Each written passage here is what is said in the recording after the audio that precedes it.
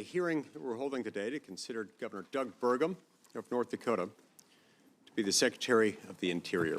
And it's an honor and a privilege to serve in this capacity as chairman during such a pivotal moment for our nation and issues surrounding its energy needs and land management policies.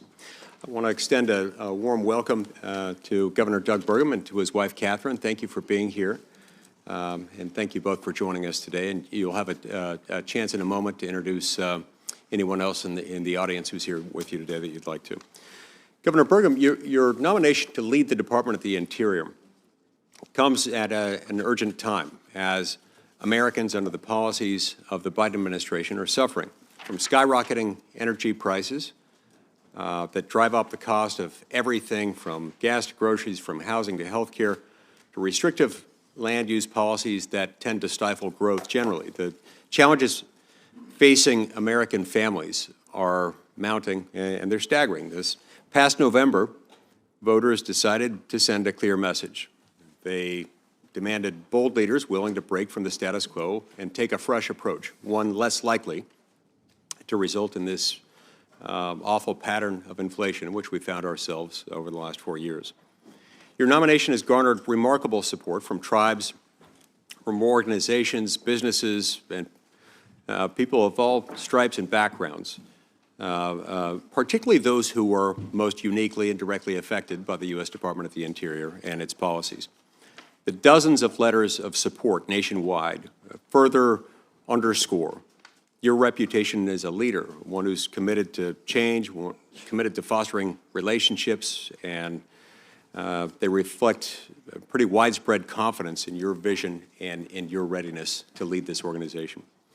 The Department of the Interior, of course, plays a central role in addressing many of these challenges, particularly in states like Utah, my state, where federal land management shapes nearly every aspect of our day-to-day life because, well, the federal government owns 2/3 of the land, about 67% in my state. And there are other members of this committee who represent other public land states who understand the relationship between the department you've been called to lead and their day-to-day lives.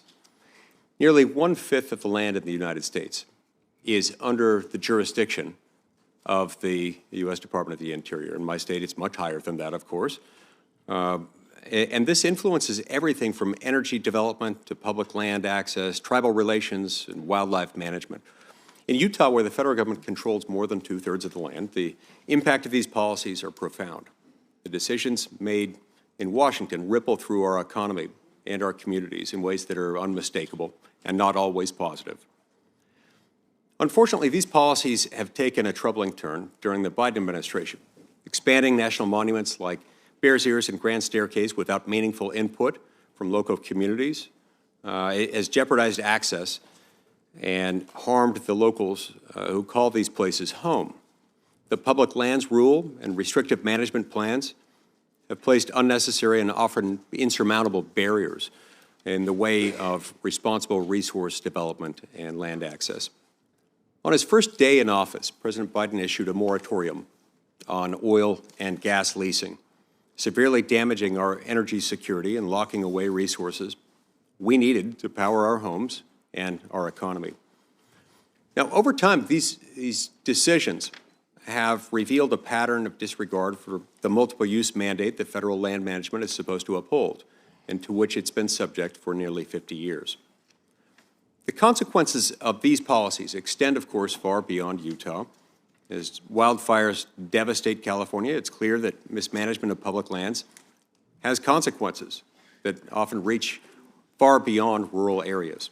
Federal agencies must reevaluate their approach to wildfire prevention, prioritizing forest management strategies that mitigate the risk of catastrophic blazes.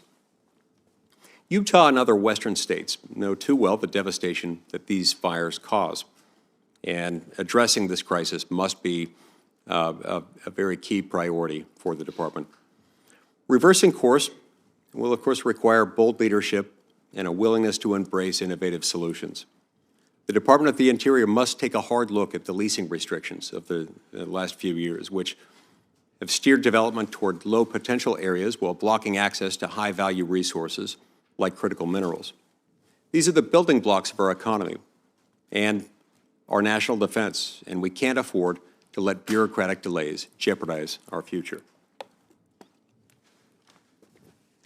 Housing shortages across the West present another daunting challenge that we have to face.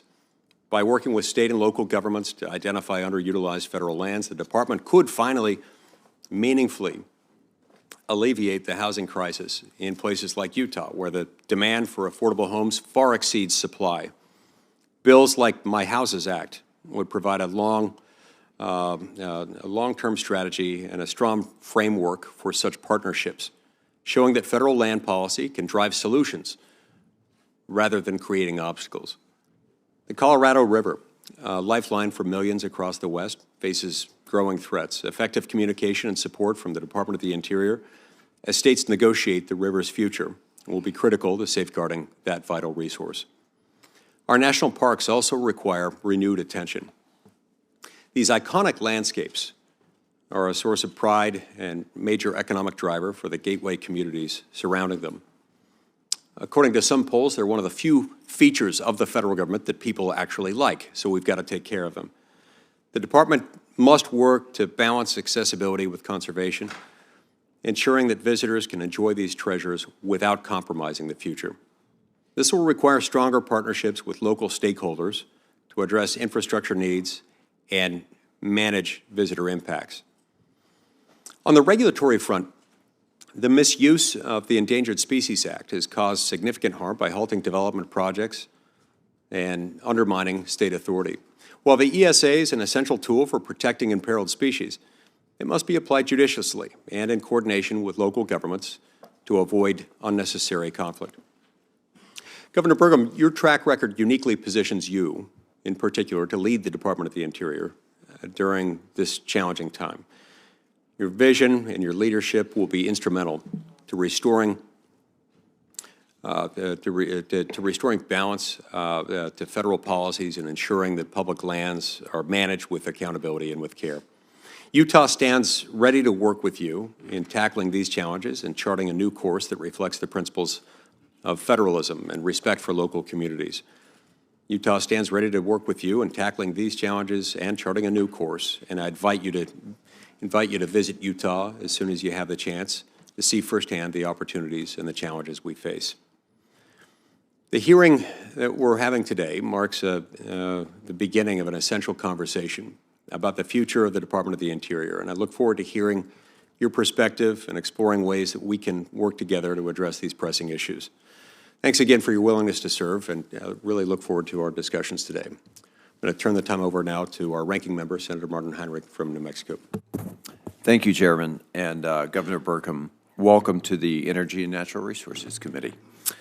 We had a great conversation last week. I'm very much looking forward to hearing your answers to the questions today.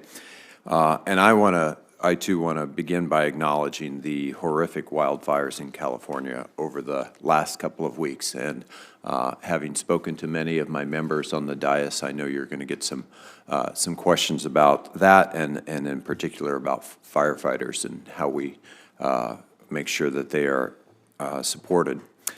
The Department of Interior has responsibility for an incredibly broad array of issues, from conserving the places that Americans love to spend time with their families, to protecting and recovering our most iconic wildlife species, to delivering water to cities and farms across the West, and fulfilling our nation's trust responsibilities to tribal nations.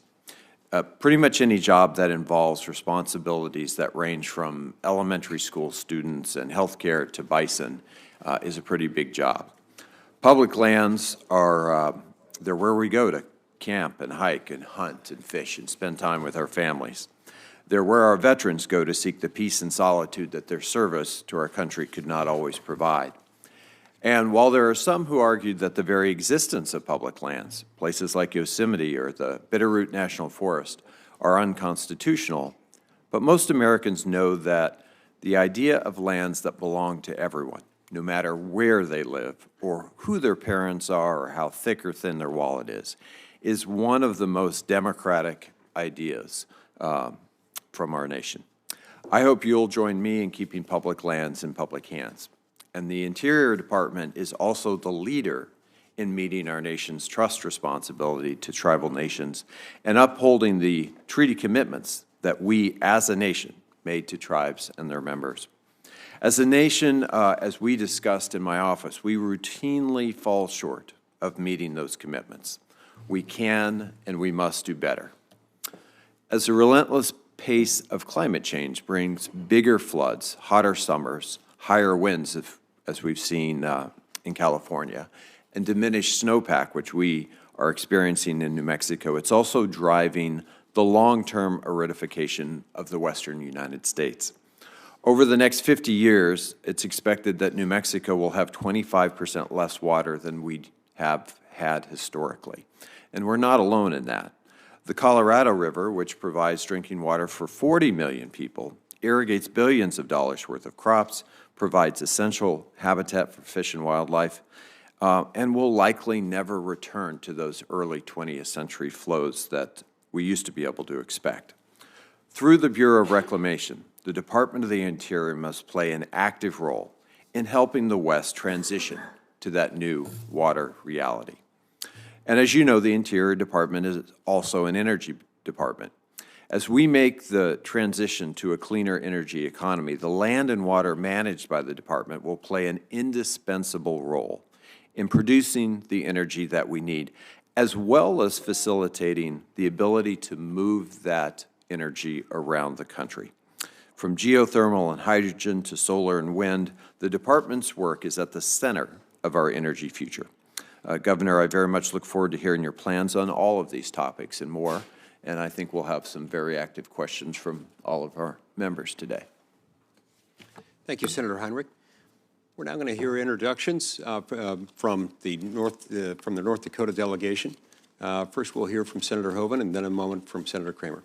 Thank you, Chairman Lee, and also Ranking Member Heinrich. Appreciate that, and thanks for holding this hearing today. Doug, Governor, welcome to you. And Catherine, welcome to you, and Doug, to your whole team. It's great to see you guys. Thanks for your just incredible service on behalf of North Dakota. And it really is an honor today to introduce you to our Energy and Natural Resources Committee. Senator Kramer, welcome to you as well. Good to have you here. I'm not sure where to start. I've known Doug for more than 30 years, and we've been working in various capacities for the duration, and as well as just being a very good friend, both Doug and Catherine to myself and my wife, Mikey. So on behalf of her as well, greetings, and thanks for your willingness to serve. Of course, grew up in Arthur, North Dakota, and then went to school at NDSU State University, home of the Bison, the mighty Bison, and then I went to a lesser-known school for Stanford, I think, for an MBA, right? But after that, went to work for McKinsey Consulting. My staff wrote up this beautiful, introduction, but I think I'm just going to talk a little bit about our shared time together and friendship. Came back, and actually there was this nascent software company, Great Plains Software, and he, along with some of his relatives, mortgaged a family farm and bought it on a flyer, and went to work and started hiring these kids from across, young people from across North Dakota, to develop this software company. And I went to his office, I don't know, a long time ago, over 30 years ago, and he was in there, he was just putting these 8x8, I guess, floppy disks into sleeves, and then he put them into boxes, and then putting them into larger boxes, and they were shipping. And I said, Doug, what is this? What are you doing? Well, I then learned all about, if you know Doug, you know what I mean, it's true, all about PC software. And he built that company up, sold it, or went public in 1997 with it, sold it to Microsoft in 2001, and that became Microsoft Business Solutions. And so Microsoft Business Solutions today had its genesis in Great Plains Software. Doug ran Microsoft Business Solutions for a number of years, kept it there in Fargo. It was the largest location for Microsoft outside of Bellevue, Washington, and had, I don't know, 2,000 or more North Dakotans working for him from across the state. Left that after a while, started some more companies, went into philanthropy, including some really great things for our North Dakota State University and many other things. Revitalized, in many respects, downtown Fargo with his real estate development. And in 1997, when I was governor, I gave him the Theodore Roosevelt Rough Rider Award, which is our highest award. And I can remember him looking at me at the time and going, gee, John, I hope I'm not done accomplishing things. And obviously you weren't, Doug. Ran for governor in 2016, won. Ran again in 20 and won overwhelmingly, mostly because of Catherine, we think, but won by a big majority. Did a great job as governor. Ran for president, and actually was the first of the presidential candidates when he left the race to endorse President Trump. And President Trump, right from the get-go, and Kevin will tell you the same thing, when we talked to him about Doug, he was really excited about Doug from the jump. And I'm thinking, well, the guy ran against you, really? You know, but he never had anything but great things to say about Doug and, of course, Catherine, which we all understand. He endorsed President Trump. And what Trump saw was somebody who truly understands energy. And the Trump administration has such a big energy agenda that he knew this was the guy to lead it. So it's not just about leading the Department of Interior Secretary, but leading the National Energy Council. And that's what President Trump has really seen in him. But that being said, because there's a lot of things that Interior touches. I mean, this is a guy that loves the outdoors. He's got a ranch. He loves to be outside, riding horses, you know, rounding up cattle. He loves to hunt. So he loves the outdoors. He loves the national park system. He's a historian. I mean, Angus King, he'd even challenge you for, like, trivial knowledge of history. I mean, and important knowledge of history, too. But, I mean, just any detail. Head-to-head, you two guys go in detail. It'd be fun to listen to for a while. And so he loves the outdoors. He loves the park system. And talk to folks that he's worked with in Indian country.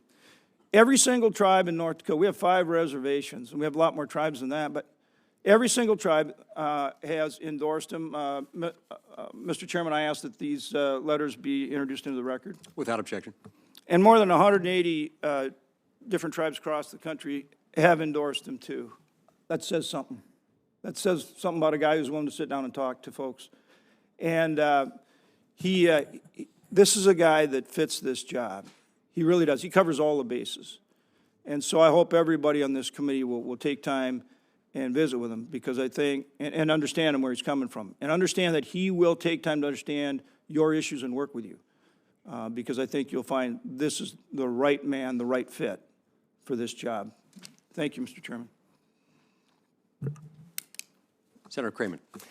Thank you, Chairman Lee and Ranking Member Heinrich, and congratulations to both of you on your leadership of this important committee. And it was great to listen to John. And by the way, let me just start out by doing what I always do best, and that is agree with John Hoven. It's worked very well for me in my career. But what struck me right away is that as he starts talking like a governor, as I look around the room, and he brings up Angus, and I'm thinking, well, I'm in the former governor's club, for crying out loud. You're going to have a lot of great things to talk about. You know, there's so much to be said, and John has done it very, very well. So I'm just going to highlight a couple of things. And to John's point about President Trump's confidence in Doug Burgum, he called me a lot, the president did. He even called me when Doug was his opponent and said, I like that Doug Burgum guy a lot. And he said, he's just so smart, and he's so good, and he's got a big brain, and he understands everything. And I said, he does. He does. And he'll be very, very, very valuable to you in your service. And I think as a consumer, as Governor Burgum and First Lady Catherine are consumers of these incredible federal assets of ours, our great rich properties, as recreators, understanding the value that it brings to agriculture, that they bring to responsible extraction of minerals. I think one of the things that oftentimes maybe doesn't get talked about with Governor Burgum is he's not just an oil man from an oil and gas producing state. he is first and foremost a conservationist. He is from the land of Roosevelt. And he absolutely relentlessly carried the ball to ensure that the Theodore Roosevelt Presidential Library gets built, and that it gets built in Medora, North Dakota, at the gateway to Theodore Roosevelt National Park, so that it could become the symbol of responsible extraction of minerals, responsible production of federal assets in a way that both exercises great care for the land and the water and the air, as well as great economic opportunity for the people that own these assets. That's a remarkable balance that he brings to this. And so it's such a great honor for me to be able to be here with him to talk about the multiple uses of our federal assets in ways that recognize their value in so many ways. And then I want to wrap up with this because John just did such a great job, but I want to read one short paragraph from one of the letters from one of our tribes. And I know that many tribes throughout the country have written letters. Over my years of public service in North Dakota and working hard at relationships with tribal leaders and recognizing government-to-government relationships, the thing that has impressed me the most, perhaps, about Doug Burgum as a governor was the respect that he always showed for them, and that has been reciprocated because he did the hard thing. He earned a trust that had been lost, not by former governors so much as just history. As history, it's hard work to do that, and so I'm just going to close, Mr. Chairman. I just want to read a paragraph from Chairwoman Janet Elkire from Standing Rock Sioux Tribe in North and South Dakota. Probably one of the bit more challenging relationships in recent years has been over the Dakota Access Pipeline and that particular tribe, which could, with different leadership, could have divided people in a big way. But even through all of that, he earned their support. And I'm just going to read this short paragraph, and then I'll end with that, with my thanks to you for allowing me this opportunity, and my thanks to you, Doug, for allowing me this blessing. Governor Burgum understands the Native American dynamic, which, if you're non-Native, can be difficult to maneuver. But he does it well. He understands the importance of honoring traditional values and culture, promoting family first, remembering who we are and where we came from, the struggles we endure, and community wellness. And so it's just my honor to be able to introduce him today and look forward to a successful confirmation and working together. Thank you, Mr. Chairman. Thank you, Senator Kramer, and also Senator Hoeven. Governor Burgum, the rules of the committee require that, quote, at any hearing to confirm a presidential nomination, the testimony of the nominee shall be under oath. Accordingly, if you'll please stand and raise your right hand, I'll administer the oath. Do you solemnly swear that the testimony you're about to give to the Senate Committee on Energy and Natural Resources shall be the truth, the whole truth, and nothing but the truth? I do. Thank you. Now, before I have you begin your opening statement, I'll ask 3 questions that are addressed to each nominee who comes before the committee. First, will you be available to appear before this committee and other congressional committees to represent departmental positions and respond to issues of concern to the Congress? Yes. Are you aware of any personal holdings, investments, or interests that could constitute a conflict of interest or create the appearance of such a conflict, should you be confirmed and assume the office to which you've been nominated by the President? No. And are you involved or do you have any assets that are held in a blind trust? No, I do not. Okay. I'll invite you now to introduce your family before you give your opening statement. Well, good morning. Thank you, Senator Lee. Thank you, Senator Heinrich. Grateful to have the opportunity. Thank you for your leadership on this committee. And I do want to begin with gratitude, as I always do, with a special thank you to my friends, Senator Hoeven, Senator Kramer, not just for their kind words this morning, but their incredible service to the country and to North Dakota over their lifetimes. And Senator Lee, as you acknowledged, I'm deeply grateful for the support of all of my friends, my family, especially our 3 kids, and my amazing and courageous former First Lady and my wife, Catherine Burgum, who's joining me here today. It's certainly an honor to have been nominated by President Trump to serve as the 55th Secretary of the Interior. As Senator Hoeven said, I grew up in Arthur, North Dakota. This is a tiny town of about 400 people. We didn't even have paved streets when I grew up. It was all gravel. And it was 400 if you counted everybody that was also staying in the Good Samaritan home. That's how we got to 400. My father was a World War II Navy officer who served in the Pacific. My dad died when I was a freshman in high school, and my mom went back to work in higher education. I was blessed to learn from them about service, about leadership, about sacrifice, and certainly from both of them about a love of the outdoors. Growing up, I worked in our family's grain elevator. Every job I had all the way through junior high through the end of college was one that required showering at the end of the day, not the beginning of the day. And I even worked my way through undergrad at North Dakota State as a chimney sweep, which I loved that job because it was one that you could move up fast and always stay in the black. I thought it was the perfect career. After grad school, as John mentioned, I had an opportunity to go directly from undergrad to Stanford for an MBA. And then later I was working in Chicago. I saw my first Apple II computer. And that was the moment, literally, where I said, I need to get into the software business. And I'd inherited 160 acres of farm ground from my dad, and I literally bet the farm on that tiny software startup called Great Plains. With the dream and hardworking team members, we grew to a global public company with over 2,000 team members serving 140,000 businesses in over 100 countries around the world. I spent my entire professional career in the private sector until I was elected governor in 2016. And for the last 8 years, I've been blessed with the privilege of serving the citizens of the great state of North Dakota.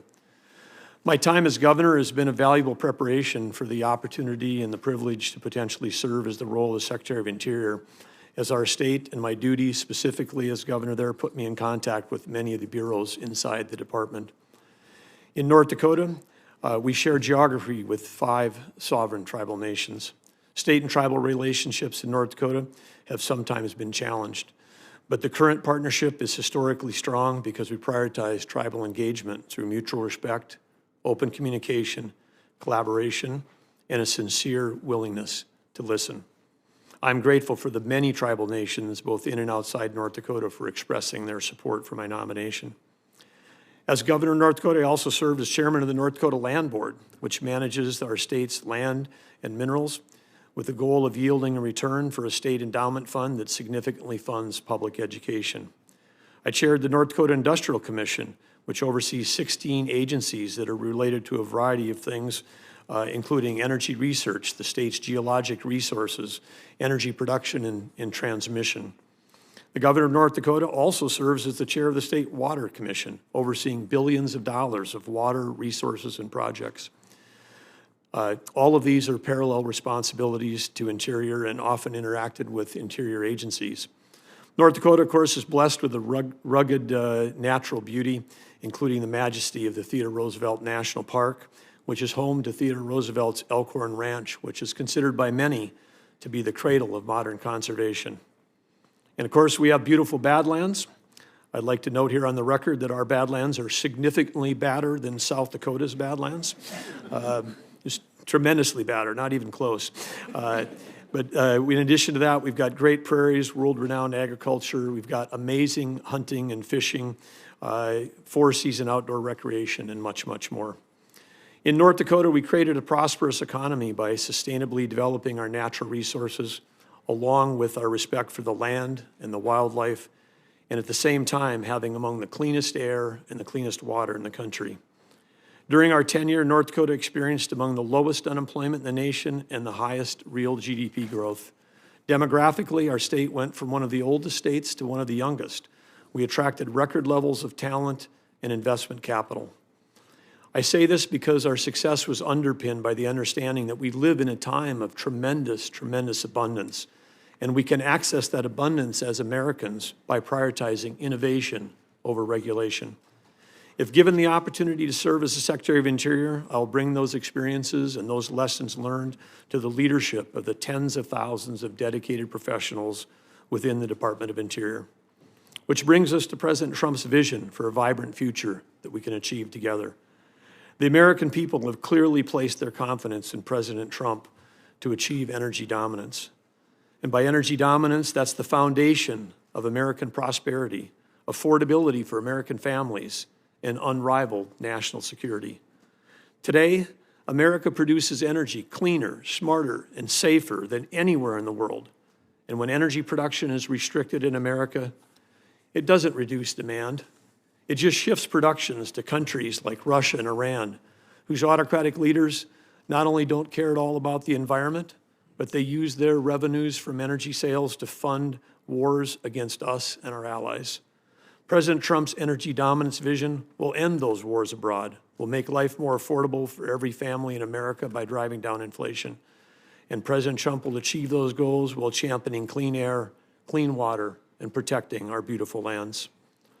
Next to TR National Park, we're building the Theodore Roosevelt Presidential Library and Museum to honor the leader who advised America to walk softly, speak softly, and carry a big stick.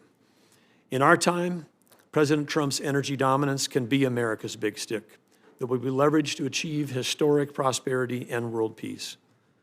The Department of Interior, in cooperation with the U.S. Congress, this committee, and the states, will play a pivotal role in achieving the outcomes to make the world safer and America even better for our children, our grandchildren, and generations to come. I thank you for inviting me here today and look forward to your questions and our discussion. Thank you, Governor Burgum. We'll now begin our first round of 5-minute questions. We'll alternate back and forth between Republicans and Democrats, and I'll go first, then Senator Heinrich, and so on and so forth in order of seniority and arrival at the hearing. I want to start by talking briefly about the Antiquities Act. This is a law passed over a century ago by Congress. It gives the president power unilaterally to declare national monuments. Now, there's a restriction in it that requires national monuments occupy no more land that is compatible, the smallest area compatible with the interest to be protected by the monument. These have become something of a political football in parts of the country, especially in my state. In Utah, President Clinton designated the Grand Staircase Escalante National Monument in 1996. President Obama added the Bears Ears National Monument in 2016, shortly before he left office. Now, both of these objections were made, both these designations were made over the objection of the people of Utah and their elected representatives. And President Trump later reduced the size of both monuments in 2017 after he got elected to bring them more into conformity with the Antiquities Act's requirement for minimal boundaries. Then in 2021, President Biden re-expanded them, exceeding the scope of the law and disregarding local input. As I explained to President Biden at the time, this is the size of 2 Delawares within my state that have been moved into this very restricted use classification. The point is not that there aren't beautiful things to protect in the state, but the line was drawn so big and the monument was made so expansive, in part because local leaders weren't consulted, and to the extent that they were heard, their counsel was ignored. So, Governor Burgum, I'd like to invite you to when you visit Utah, to meet with those whose voices were ignored by the Biden administration during those monument re-expansions. Will you work with me to try to fix that current mess and try to figure out how best to proceed and to make sure that the Antiquities Act designated monuments don't exceed the restriction within the statute itself? Well, thank you, Senator Lee, for that important question.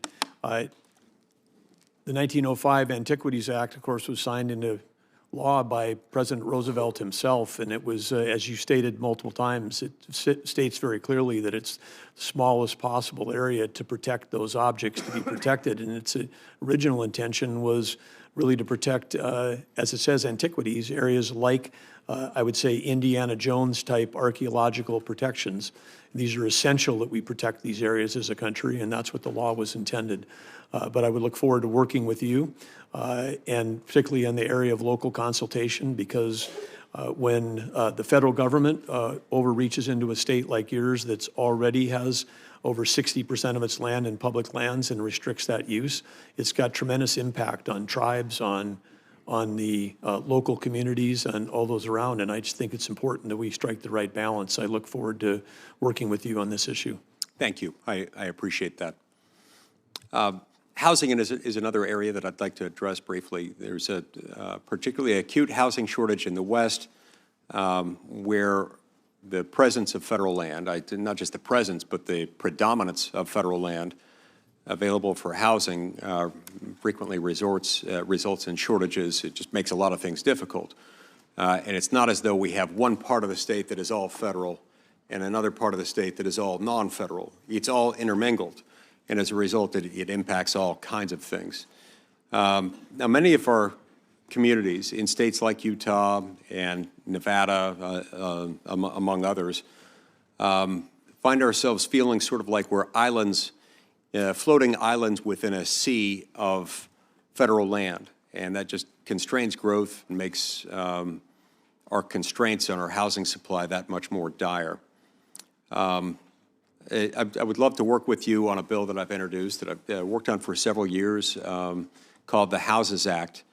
And in addition to looking for and developing other creative ways to address the housing affordability crisis in the West, in your view, how can the Department of the Interior help address the housing crisis in areas like, as is the case in my state, where the presence of federal land often inhibits community needs?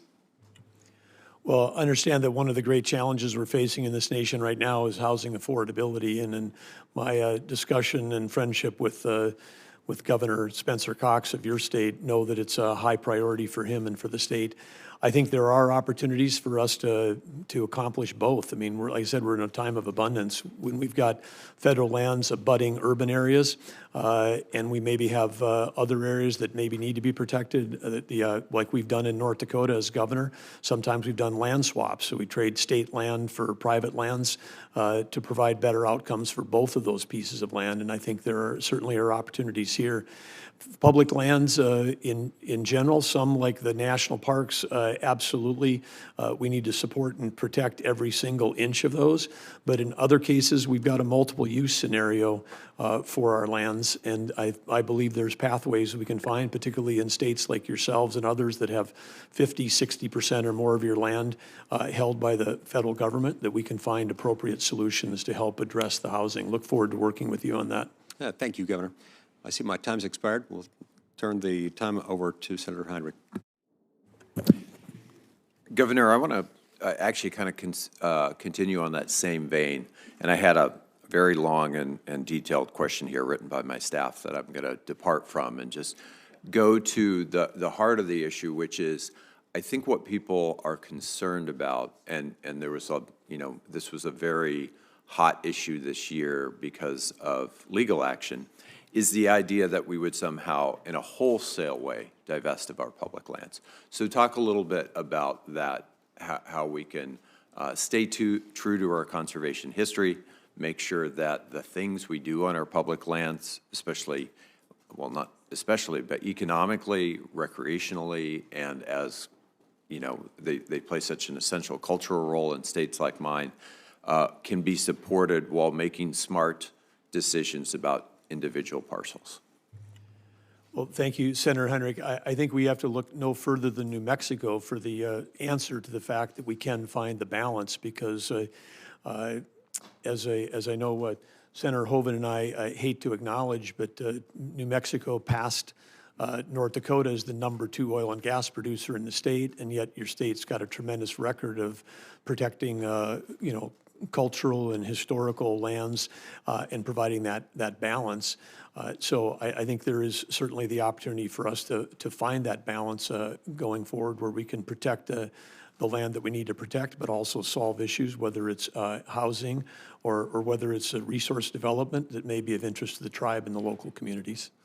And that's something we really pride ourselves on in New Mexico, is that we have been able to strike a balance that we've been able to be an energy leader on many fronts, and at the same time we've created a number of national monuments even that are not controversial, that are deeply supported by local leaders, by veterans groups, by tribes, by hunters and fishermen alike. So I would just simply ask that before the department makes wholesale changes to conservation designations in the state of New Mexico, at least, that you would meet with myself and any local leaders who helped to create those designations in the first place. Yeah, I think that, yes, absolutely would look forward to those discussions with you and those. And I think, again, as you've described, the key to this is the local consultation. As Senator Lee and other states have experienced, there have been incidents where there's been complete and total opposition and no local consultation. And I think, again, my experience as governor and working with the tribes and working with local communities in North Dakota, whether it's grazing associations, county commissioners, mayors, rural residents, I think the consultation is key. And part of that consultation is also those tribes that have both current and historic connections to those places as well, right? Absolutely. Right. As a former outfitter guide, I'm really quite excited that this Senate and this body just passed the Explore Act. It's the first major piece of outdoor recreation legislation. Senator Barrasso was incredibly involved in that, as was Senator Manchin.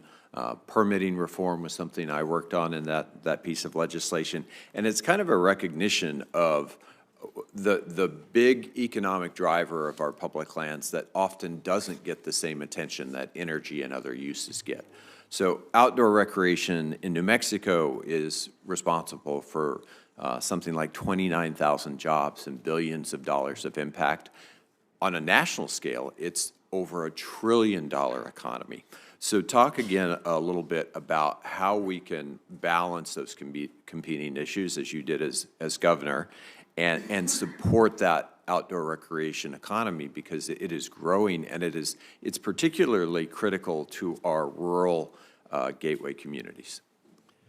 Well, first I would just like to say this is a really important topic, but it's also a passion of mine as someone who's spent my life as an avid outdoorsman. I was very pleased to get the full endorsement of the Outdoor Recreation Roundtable for this job, which represents that $1 trillion industry. I think that's where we first met. Yes, yeah, where it represents all of these different aspects.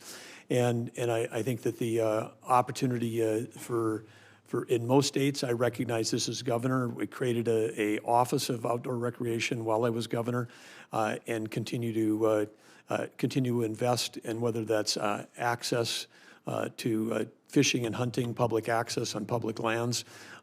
We've got a number of great things going on in North Dakota that we've done there that have been really helpful, including using technology. We took all the posting requirements in our state. We got all the landowners, the pheasant hunters, all the waterfowl hunters, got everybody to agree on that. And we created a tool where, even for hunting, you can look on your phone and find out whether the land is posted or not posted. And it might be posted no for deer hunting, yes for pheasant hunting. Right. And it includes the phone number, and it's posted, but if you call me and talk to me, I might let you on, but then the landowner's name and the phone number is right there. So we've been able to find tools to bring together landowners and sportsmen on both private lands as well as public lands to try to make sure that we can keep that outdoor economy rolling. Thank you. Senator Daines. Chairman, thank you. Governor Burgum, welcome, as well as welcome to the First Lady of North Dakota. Good to have you both here. If confirmed, you will be 8th in line of succession to President of the United States, Governor, and that goes in line with when these departments became part of the United States government. Interior goes back to 1849, and the oldest agency within Interior is the Bureau of Indian Affairs, is BIA. I think it's only fitting, before I get into my questions and my remarks, if I might submit a letter for the record from the Coalition of Large Tribes, of which three of my 12 federally recognized tribes in Montana are part of COLT. Of course, you have 5 federally recognized tribes and members of COLT. But if I just read the letter that they wrote in your support, it says, it's been incredible for COLT tribes to have such a close supporter nominated to the Secretary's office. He is someone in whom we have deep trust and confidence. We have gone to him with our most complex, difficult issues over many years. He is exactly the kind of leader tribes need at the Interior Department. And they close in the letter by saying this: Governor Burgum has COLT's highest recommendation and endorsement to serve as the next Secretary of the Interior. Mr. Chairman, I'd like to submit this letter for the record. Without objection. Governor, last week, the Fish and Wildlife Service denied Montana and Wyoming's petitions to delist the greater Yellowstone ecosystem and Northern Continental Divide ecosystem grizzly bears because these two populations have exceeded recovery targets by so much that the service no longer believes these two populations are even distinct.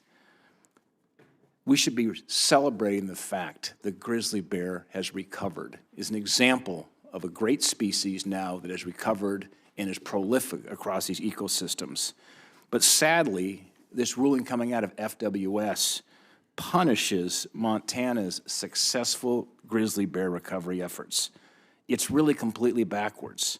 We should be celebrating the recovery, but instead, we are now having to sacrifice to adjust living with the bears, whether it's predation losses by livestock producers as well as human safety. Sadly, many Montanans have been killed, badly mauled by grizzly bears. So the people back home take this very, very seriously. It's literally gotten to the point up along the Rocky Mountain front, west of Great Falls, where our playgrounds at one of our schools, they have high fence there to protect the children from grizzly bears when they go out for recess. The service keeps moving these goalposts for delisting and returning these bears to state management where it absolutely belongs, like we've done with the wolves. The service set recovery numbers at 500 and 800 respectively for the greater Yellowstone ecosystem and the Northern Continental Divide ecosystem. The most recent estimate is now, best science, 2,100 bears in these two ecosystems.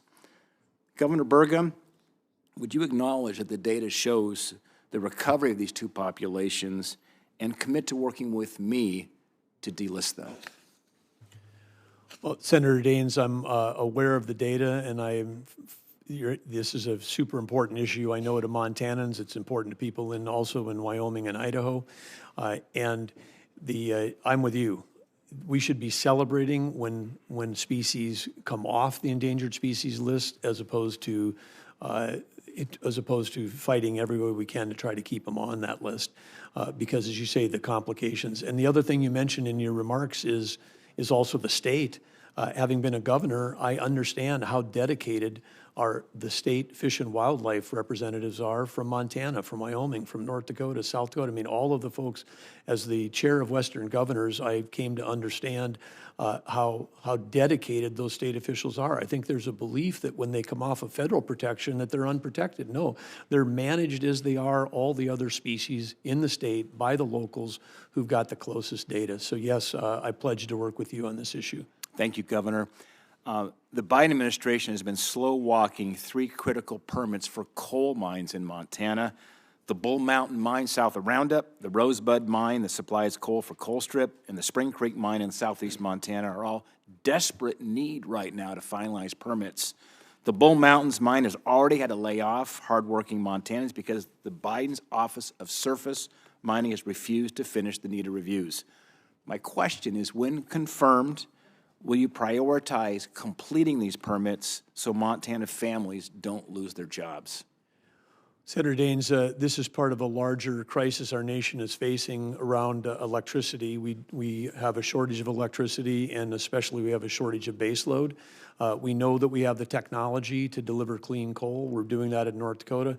Senator Hoeven and others began these efforts over 2 decades ago, but we have an opportunity to decarbonize, produce clean coal, and with that produce reliable baseload for this country. And so again, we are absolutely would want to work with you on this issue, because this is something that's critical to our national security. Without baseload, we're going to lose the AI arms race to China.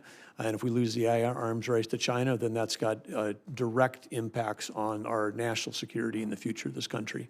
Mr. Chairman, I'm a little bit, one just final statement to read, and I'll complete my questions.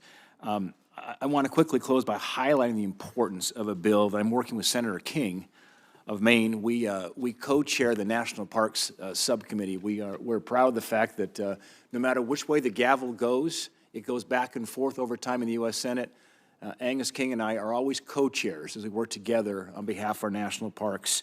I'm working with him to reauthorize the National Parks and Public Land Legacy Restoration Fund. This is critical to address the deferred maintenance challenge we face with our great public lands. President Trump signed the greatest conservation win in 50 years when he signed the Great America Outdoors Act, and I thank Vice Chairman Heinrich for helping so much and getting that across the finish line. He signed that in 2020. I hope I can count on your support for reauthorizing this program. You can, absolutely. We have the Great American Outdoors Act by President Trump was a great step forward, but I know from my own personal experience, Governor of North Dakota, and working with the Theodore Roosevelt National Park, that the amount of deferred maintenance that we have is probably even greater today across the park system than it was when that bill was passed. And so we have to continue to invest in our national parks. Great. Thank you, Governor. Senator Hirono. Thank you, Mr. Chairman. Welcome. As part of my responsibilities to ensure the fitness of nominees before any of the committees on which I sit, I asked the following 2 initial questions. First is, since you became a legal adult, have you ever made unwanted requests for sexual favors or committed any verbal or physical harassment or assault of a sexual nature? No, Senator, I have not. Have you ever faced discipline or entered into a settlement related to this kind of conduct? I have not. We received your testimony late yesterday, and you noted that, and quote, President Trump's energy dominance vision will end wars abroad, end quote. And President Trump has directed you to expand oil and gas drilling on a massive scale, which will lead to increased burning of fossil fuels. Now, the scientific consensus is that burning fossil fuels is a primary human cause of climate change. In 2017, then Secretary of Defense James Mattis, appointed by then President Trump, told the Senate Armed Services Committee that, quote, climate change is impacting stability in areas of the world where our troops are operating, end quote. In 2014, Secretary of Defense Chuck Hagel said that climate change is a critical national security threat and a threat multiplier. Now, these are 2 secretaries of defense. They know something about war. Were you aware that they testified before the Senate Armed Services Committee on a number of times that burning more fossil fuel is actually going to not result in the end of wars, but could very well exacerbate and cause wars? Were you aware of this testimony?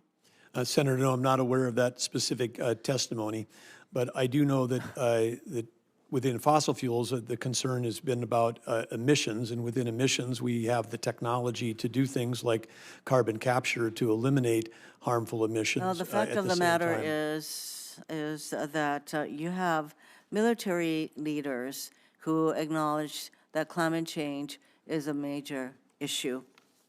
And for you to take the position that, that you're going to engage in active actions that will result in the burning of more fossil fuel, it's troubling.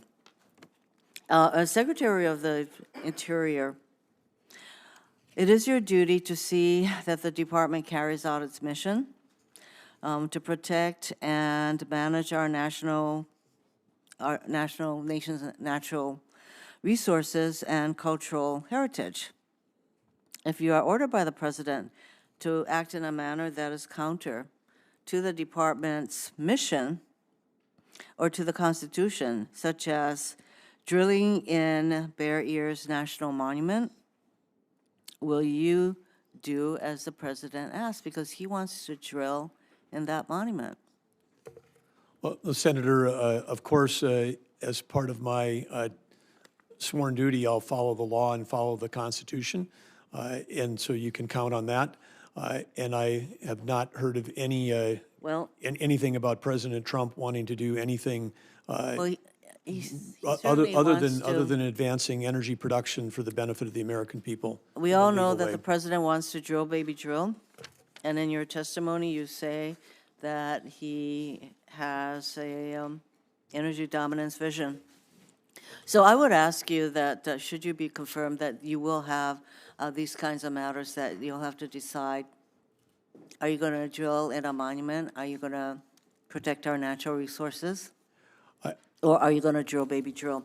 So I raise that as a concern with you going forward. Compacts of free association. Last year, Congress renewed our compacts of free association, and that comes within the purview of Interior. It involves Palau, Micronesia, and the Marshall Islands.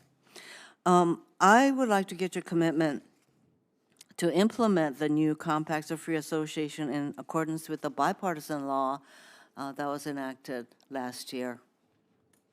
Well, Senator, these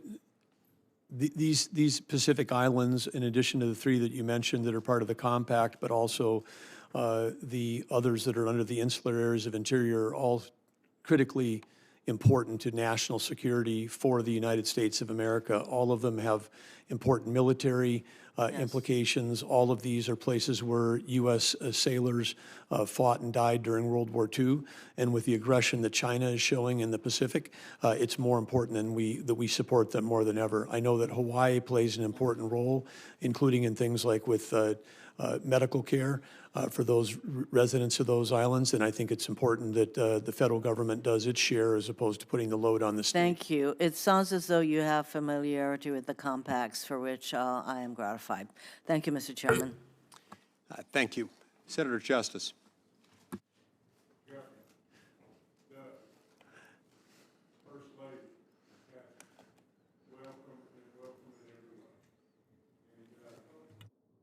I've got, my questions are going to be short and sweet, but I can tell you just this, that I think we share in the fact that energy is the key.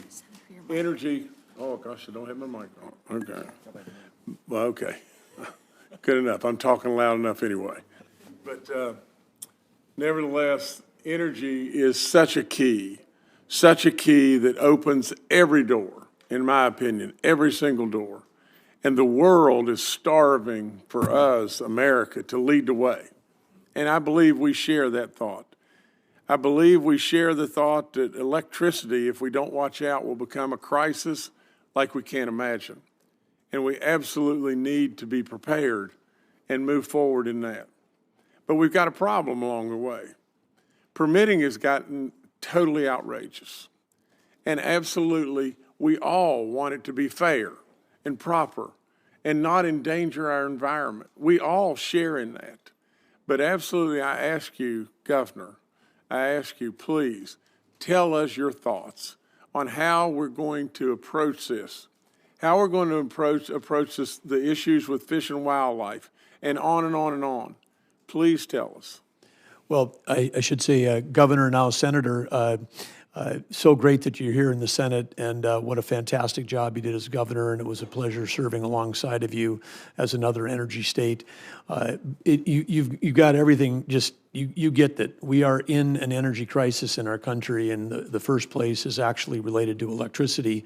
Electricity is at the brink. Our grid is at a point where it could go completely unstable. We could be just months away from having skyrocketing prices for Americans.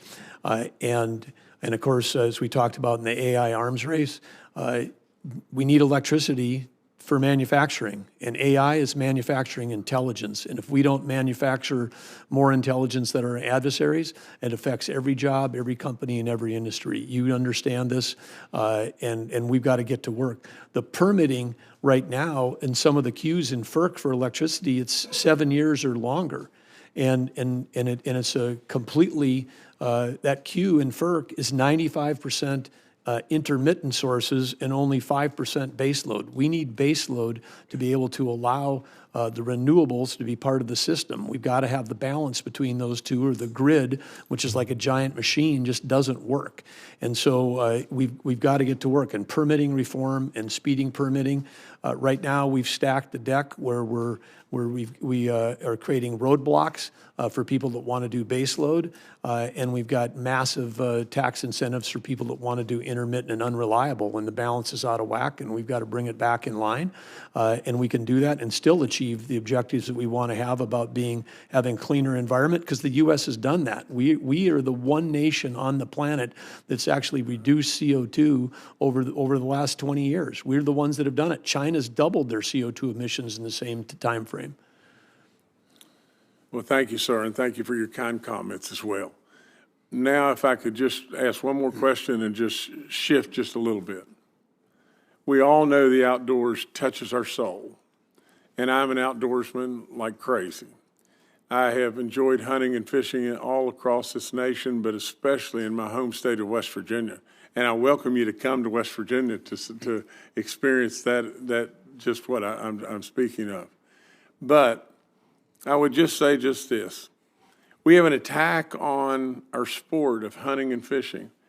You know, hunters absolutely do so much to contribute to all the goodness all across all of our lands, to all the wildlife, to all the different things that happen within the sport of hunting.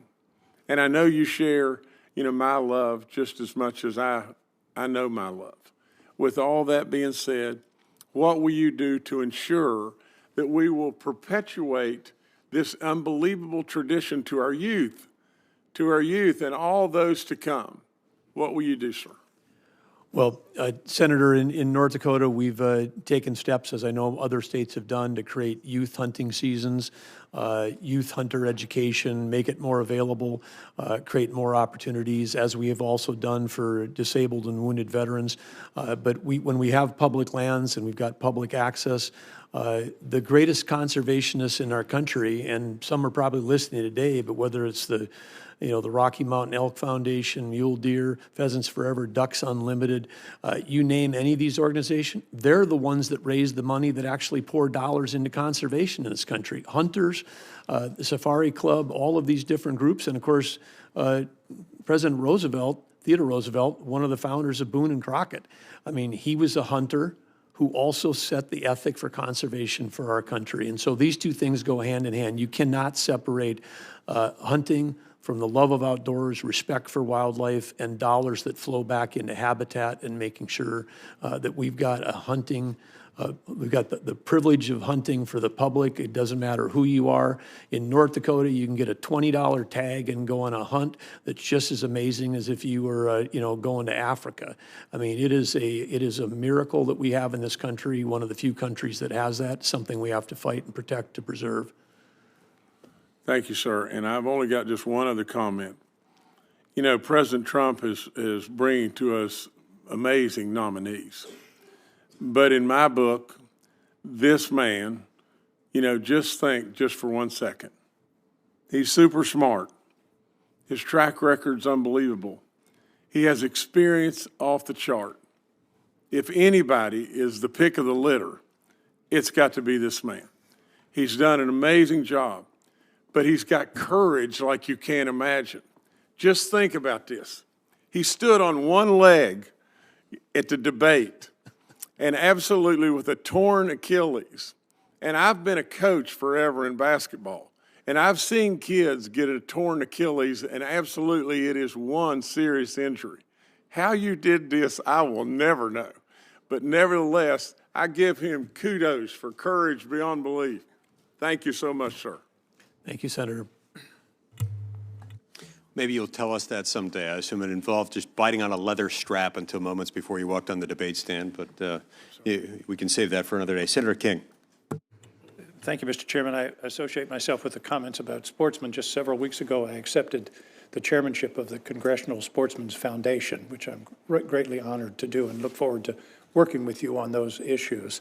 I have visited your wonderful state, camped there, visited Minot with Senator Kramer, and I must say Minot is the flattest place I've ever been in my life. One of the locals said the good thing about it is if your dog runs away, you can still see him after 3 days. And I also want to compliment you. A lot of people talk about an all-of-the-above energy strategy. You did it. You implemented it in North Dakota. Over 30%, 36% of your electricity comes from wind. And I hope one of the projects you might undertake when and if you are confirmed is to convince your boss that wind power isn't all bad. He is well known for his opposition to wind power, but you know that the benefits are there. Of course, base load is also important. Storage is important to balance the grid. I understand that. But coming from a state where 36% of your electricity came from wind, I hope you can talk to the president about the fact that wind has its virtues and can contribute significantly, because we are, as you note, facing a huge energy challenge over the next 15 to 20 years to support the knowledge economy. Will you undertake that project? Senator King, certainly you've got great wind resources in Maine. We've got good wind resources in North Dakota. Not every state is lucky to have that. The resources that we do, where the wind is blowing, maybe that flat ground helps us on that. Very few trees to stop the wind. But I would say the key here you mentioned is base load versus the intermittent, because we've got to have the right balance, and we maybe have tipped a little too far in one direction. So I think that's the key piece for us, the key short-term emergency. But you do see the value of wind power. A third of your state's electricity comes from that source. Yeah, and most of that we export, and so I think our neighbors are happy to have that. But I would also say that, again, it is we need an all-of-the-above strategy. It's what we've had in North Dakota. And a balanced It's grid. it's a balance, but we need more. We need more, and the thing we're short of most right now is base load. Well, Maine has an asset similar to yours offshore. And the Department of the Interior executed several leases recently. I hope I can have your commitment to continue with those leases. They will produce enough energy for all the homes in Maine, New Hampshire, and Vermont. It's an enormous resource in the Gulf of Maine that can provide significant energy. As you may know, the capacity factor of offshore wind is significantly higher than terrestrial wind. So I hope that your department will continue with the projects that are already underway. Will you commit to that? I'm not familiar with every project that the Interior has underway, but I'll certainly be taking a look at all of those, and if they make sense and they're already in law, then they'll continue. I think the key is, and I think President Trump's been very clear in his statements that he's concerned about the significant amount of tax incentives that have gone towards some forms of energy that have helped exacerbate this imbalance that we're seeing right now today. You talked briefly to your some of the other questions about permitting reform, and I was involved in the discussions with Senator Barrasso, Senator Manchin, and others about the permitting bill that unfortunately we couldn't get across the goal line at the end of the last Congress. I presume that permitting reform not only is for generation projects, but transmission. Do you appreciate the difficulty of permitting transmission assets, particularly in the West? Well, yes, and I think that this is one of the challenges of our time, and it's one of the challenges that we need to undertake, because whether it's a transmission line, a pipeline, whatever it happens to be, trying to get built, it just takes too long in our country. And if we don't have it's one thing to be able to generate that electricity, but if we don't have the ability to transmit it to the places where it's needed, that's going to be a problem. Exactly. Senator Daines has already mentioned the American the Beautiful Act that he and I have introduced. It's a refresh of the Great American Outdoors Act, one of the most successful initiatives of the Trump administration. I remember working with Secretary Zinke on that project. So I'm gratified to hear your support for that proposal.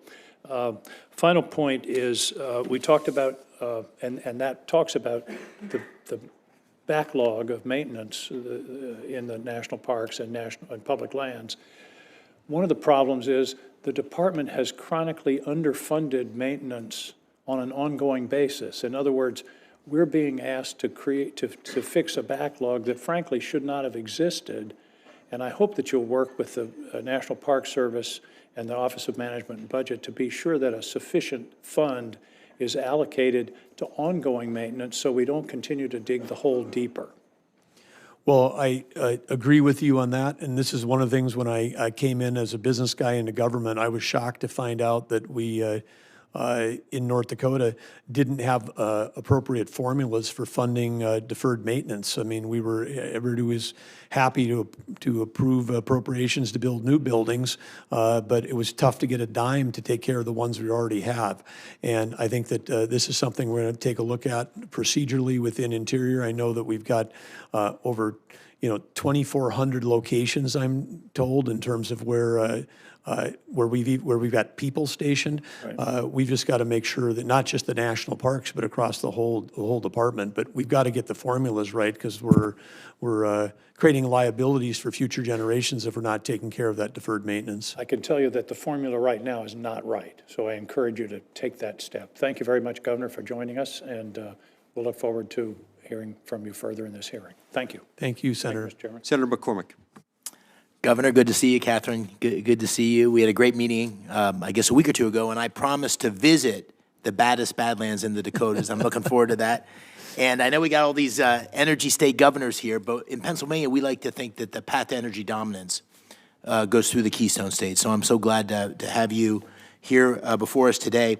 When we met, we talked about an energy and innovation summit that I'm planning to do later this year, where we bring in energy companies, AI companies, as well as big investors, and an opportunity to really celebrate and also make more progress on President Trump's vision of energy dominance. I was happy to talk to you about that. Look forward to working with you and Secretary Wright on that, and just hoping I can start with getting your support to work with me closely on that and make that a reality. Well, I think it's a great idea, Senator, and I think it is absolutely true. The Keystone State is the key, and there's such a resource there. I mean, wow, so few Americans understand that Pennsylvania is now producing 20% of our nation's natural gas. And of course, the fact that that innovators and in the private sector invested, the whole shale revolution that got created in this country has been a miracle. I mean, we went from being one of the largest importers of energy to one of the largest exporters. And at the time, in Russia, they ran a campaign with all of the psyops they have. We can't be naive. They pounded Europe for 10 years of getting everybody in Europe and Germany to shut down all their base load so they could buy natural gas from Russia. Then they Russia invades Ukraine, the price goes up, Russia makes bank like they've never made before, and they're funding a war against us. Germany then rushes to try to reopen their baseload power plants. They're doing all that. If America hadn't come to the rescue with LNG exports from our country to Western Europe, this thing could have escalated even beyond the tragedy that we see today in Ukraine. So couldn't agree more, and that really relates to my second question, which is Pennsylvania, as you mentioned, the second largest natural gas producer, and yet America's allies, even states across our great country, can't get access to LNG. So we need to really expand LNG exports, and it'd be a huge win and create a lot of great jobs for Americans, a lot of great jobs for Pennsylvania. So as chair of the National Energy Council, how will you work with the administration to increase natural gas production and new export terminals, get new export terminals online in places like Pennsylvania as quickly as possible? Well, of course, I learned in the private sector, in public companies, you want to make forward-looking statements, and the Energy Council is yet to be created, hopefully by an EO, early in this administration. But one thing I would say that's not a forward-looking statement, it's just a fact, and talked about it with Senator King, but, we've got 80% of the homes in Maine are still heating their homes with heating oil. It's 41% in New Hampshire. and we can't get a pipeline with clean U.S. natural gas into New England to states like, Massachusetts, New Hampshire, and Maine.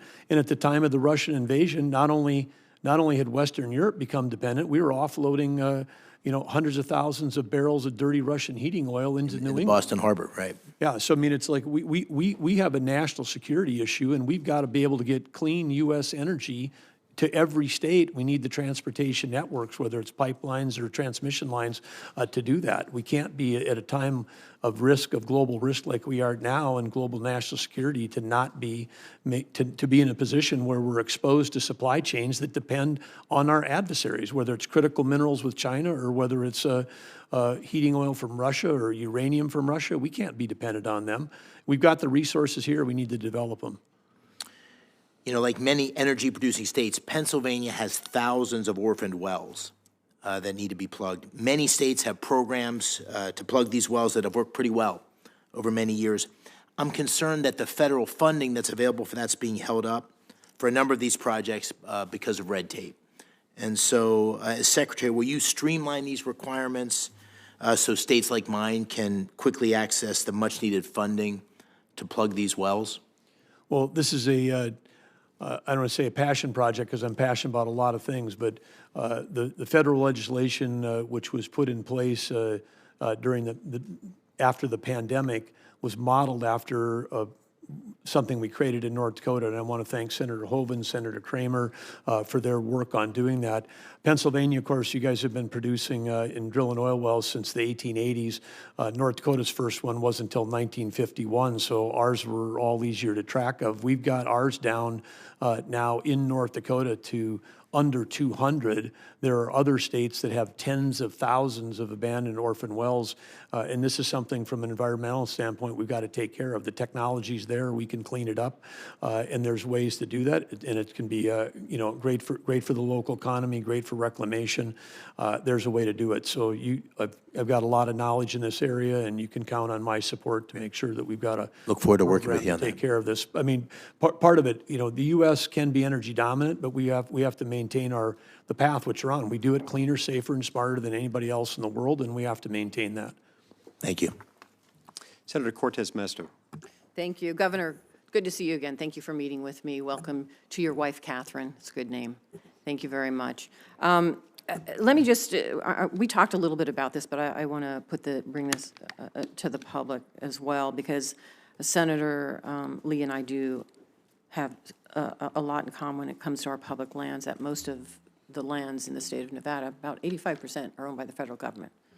And he's right. We have to manage not only our housing issues, but economic development, unlike some of the states, your state, where you own most of the land. And so we're always looking for that partnership with our federal partners. And Nevada has a successful track record when it comes to bringing different parties together to create that balance of releasing public land for that needed development, conserving lands, addressing various land management needs. And an example of that collaboration is my Southern Nevada Lands Bill. And so I am hopeful that, based on your comments already to my colleagues, that you believe in a balanced land use, that key to that is local consultation and state consultation. I agree. So I am hoping that you will be willing to work with us as we address in Nevada our housing needs, which is an issue, as well as economic development, and work with me on my Southern Nevada Lands Bill and other lands bills in the state of Nevada. Would you commit to doing that? Yeah, absolutely, Senator. I know that you, other than Alaska, you guys are on the top of the list in terms of having the most amount of federal land. You got some of the same challenges around affordable housing that Senator Lee is seeing in Utah, and with the great success of population growth in Southern Nevada. And I think, again, there's some creative ideas about land exchanges. You've thought through it, I can tell. Would look forward to working with you. Thank you. I appreciate that. I want to touch on also a comment that you made. Tax incentives going towards some forms of energy creates an imbalance for baseload. That's what I've heard you, and you made that comment when we were together as well. Let me ask you this, because in Nevada, it is important for us to absolutely have an opportunity to support public-private partnerships in clean energy. And I would imagine you support public-private partnerships. I think it's great whenever we can get more market incentives built into programs. Or if we spend a tax dollar, if we can match it with 2 or 3 from the private sector. That's one of the things we did in North Dakota to really, both grow our economy and extend the return on investment for every taxpayer dollar invested. And I appreciate that. And so with that said, there is a role for the federal government to be a part of incentivizing and supporting those public-private partnerships. Would you agree with that? Yeah, we're appropriate, absolutely. All right. And in Nevada, because of the Inflation Reduction Act, as well as the bipartisan infrastructure package, we have benefited not only in Nevada with jobs and growing our economy, but in contributing to our national security and bringing back manufacturing to this country because we have critical mineral mining going on in Nevada, thanks to those pieces of legislation. We have the complete ecosystem for battery, not only manufacturing, but storage and recycling as well.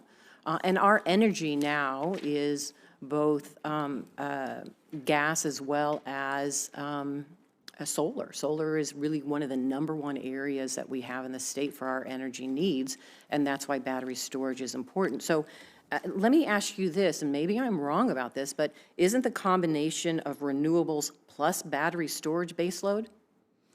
Yeah, that's certainly the future. And again, as I said before, all the above. We need all forms of electricity. We're short of electricity in this country. We just have to make sure that we have the balance. Because if we don't have the base load, the intermittent, I'll call it unreliable, because the sun doesn't always shine, the wind doesn't always blow until we get storage, and storage is still a few years out to where we're going to be able to operate at grid scale to be able to make that work. Until we get to that time, we really have to have 2 systems. We have to I agree, but if we don't have the incentives continue that kind of research and making sure that's happening, because it's happening in Nevada right now, storage. Yes. I've been to the facilities, we see it. If we don't have those incentives, then we're never going to get there.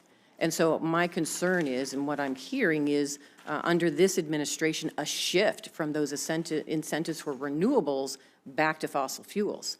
And that is not going to do any of us really in this country a benefit to, at the end of the day, leaning into clean energy, being dominant in that space of clean energy, protecting our national security when it comes to that clean energy as well. So I do think there is a balanced approach here, but not one at the expense of another.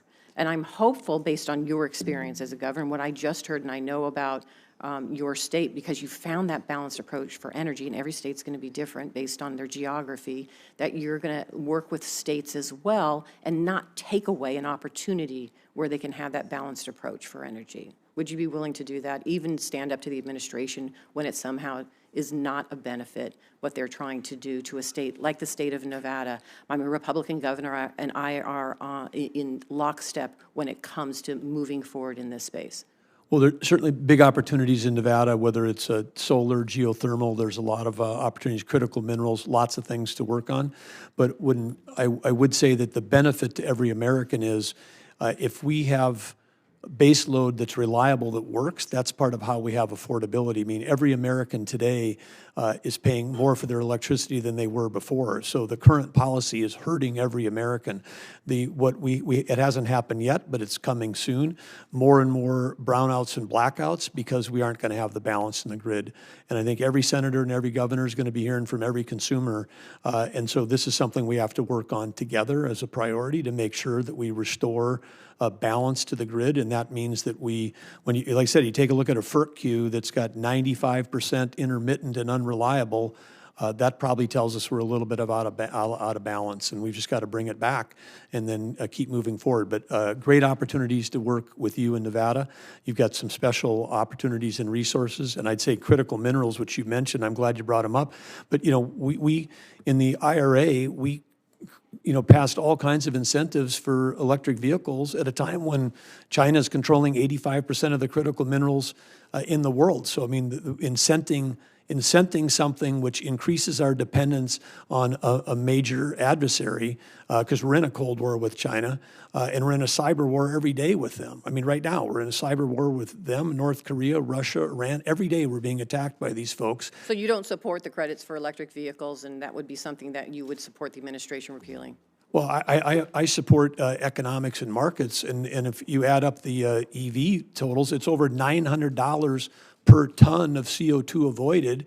And in North Dakota, we can give you a liquid fuel with zero carbon in it for $60. And so we're doing that today with carbon sequestration for biofuels. So And how, so and it's I like- know my time is up, and I look forward to talking Yeah. to you about this, but thank you. I appreciate it. Yeah. Senator Hoven. I think that interchange demonstrates the kind of really high-level discussion that Governor Burgum brings to these issues. I mean, he really will work through these issues and applies a real analytical approach to problem solving. I think that's really important for both sides of the aisle. I think that's something that people are going to very much appreciate about him. Federal law requires that, that on public lands there be multiple use.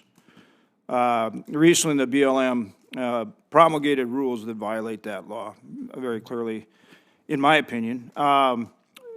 Do you support multiple use on federal lands? And I think I know you do, but I want you to express it for the record, and then I want you to tell us why it's so important that we have multiple use on public lands, not just in our state, but across this country. Well, thank you, Senator Hoven. The answer is obviously yes, but this is the public lands, and particularly when we talk about aspects of BLM, this is essential to local economies, and whether that's grazing rights that were part of this, whether it's recreation opportunities and access, whether it's timber, or whether it's oil and gas and mineral production that supports local economies and supports our country. This is what this land was put away for the benefit, the use, and the enjoyment of the American people. Not every acre of federal land is a national park or a wilderness area. Some of those areas we have to absolutely protect for their precious stuff, but the rest of it, this is America's balance sheet. And I think every American during a presidential campaign finds out and gets pounded into their head that we've got $36 trillion in debt. We got all this debt. Oh, Americans, you owe part of this national debt, $36 trillion. This is on you. We never talk about the assets, and the assets are the land and minerals. This agency in Interior, the Department of Interior, has got close to 500 million acres of surface, 700 million acres of subsurface, and over 2 billion acres of offshore. 2 billion. That's the balance sheet of America.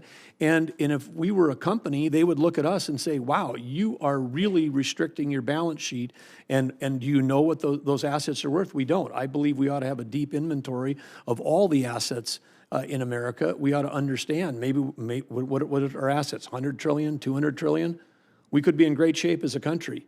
But then if you said, wow, if we have 200 trillion in assets just sitting there, but we restrict access, we don't cut a tree, we don't use them for recreation, and then we don't develop the minerals sustainably and in a smart way, then we're getting super low return for the American people. It's our responsibility to get a return for the American people when we do that. When we did that in North Dakota, you started it as governor.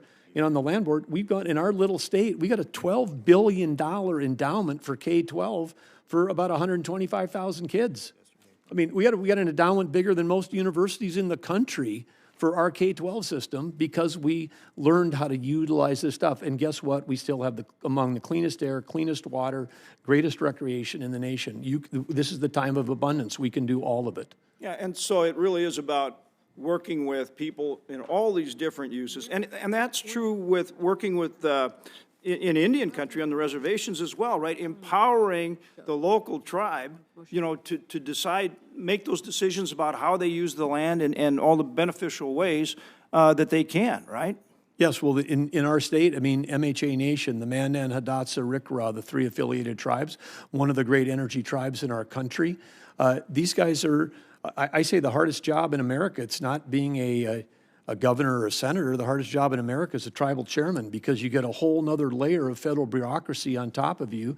And they show up at MHA and they say, hey, you guys are doing too much flaring. And then they say, well, we wouldn't be if you'd give us a permit to actually do a gas gathering line. So the same government that tells them they can't produce, that they're flaring too much, won't give them the permit to do the thing that we can do in the rest of the state. So they get constrained. In addition to serving as Secretary of Interior, there's also the role as the leader of the National Energy Council, very important. Talk for a minute, for the time we have left, and you might even go over a little bit. The chairman's really a good guy. So Talk about how you implement a game plan to achieve that goal of energy dominance that President Trump wants for this nation. Well, again, I think I don't want to get caught in making forward-looking statements because the council will be formed by an EO, but I think that the intention, as you can read in President Trump's public statements, he's very simple. He wants to cut red tape. He wants to have more affordable energy for us. He wants to sell energy to our friends and allies so they don't have to buy it from our adversaries. That's how we reduce tensions in the world. And then we've got to make sure that we're doing it in a smart way because he talks all the time about clean air, clean water. So he's basically talking about the approach that we're talking about here at this committee. This committee will be deeply involved in helping set those policies, but it's an all of above, go get it done, and stop getting in the way of ourselves. And particularly with this the AI battle, people don't understand that what's coming right now with AI revolution is going to happen during President Trump's term, where when we have generalized intelligence that we can manufacture, it's going to affect our ability to compete with every other power. And China they permitted more than 2 coal plants a week in the first half of 2023. And they're already the world's largest emitter. So we're competing against someone who's going to create more electricity, produce more AI, and this could be how we lose the Cold War with them if we don't get it done. We have to do it here, and we're a country that believes in reclamation. We believe in following labor laws. China, child labor, no reclamation, no care about the environment. They're a tough competitor right now in terms of their ability to produce electricity. So we've got to get going, we've got to cut red tape, and we've got to realize that if you shut down U.S. energy production here, it doesn't help the global environment. That's a false trade-off. It doesn't help because somebody else produces it someplace else, less cleaner than we do. Thank you. Thank you. Senator Cantwell. Thank you, Mr. Chairman. Governor Burgum, congratulations on your nomination, and I hope to run through a couple of questions here, so help me out in your brevity if possible. I know the ranking member anyway, and maybe even the chairman brought up our beautiful outdoor economy, which we've heard from your senator that apparently you're a big outdoorsman yourself. But not only have you become steward of over 20% of the land in the United States, but some of the most beautiful, iconic places in America, and these are an economic juggernaut. They are in my state, if you think about Mount Rainier or Olympic National Park or the Hanford Reach or many other places. The outdoor rec economy generates $1.2 trillion in economic output every year, $1.2 trillion, and accounts for 5 million jobs. And I believe continues to grow at an incredible clip that when you think about economic development in some of our more rural communities, it doesn't take a lot to add a little bit of infrastructure, and then next thing you know, you're off to the races as to making a tourism and an economic impact to these economies. I think in North Dakota, it was your 3rd largest industry, generating $1 billion and 14,000 jobs, and you actually created an office of outdoor recreation. Good for you. Good for you. So I think you get it. But now when we talk about this oil, first I want to make sure on the public lands, will you support more input in outdoor recreation economies and gateway communities? And will you fully utilize the LWCF and support the conservation legacies bills that we've passed? Well, of course, first of all, in your comments on outdoor recreation, I agree completely on the importance of this.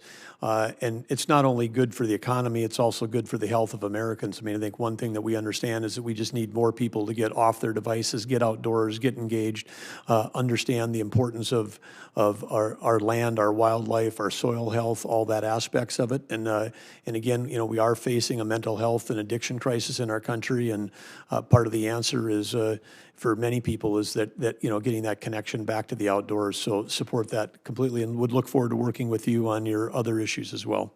Great. So you support the LWCF that we've passed in continuing to support those funds? Some of those acronyms I'm less familiar with, so I'd look forward to learning more about them. But okay. Well, we'll get you a question for the record because it's vitally important, we believe. We think we broke through finally. And the reason why I'm asking this is because the lead up to the next question. Okay. You're for this very aggressive oil and lease strategy, I think, or maybe you're going to take this helm over, with a group of people and say we need to do more on the oil and gas. Part of our efforts have been to show that these federal lands are very important in an outdoor economy. And so how many areas that we've already leased for oil and gas that aren't being used, why don't we start there? Why don't we just start with those, the leases that are already there? Why don't we start with that?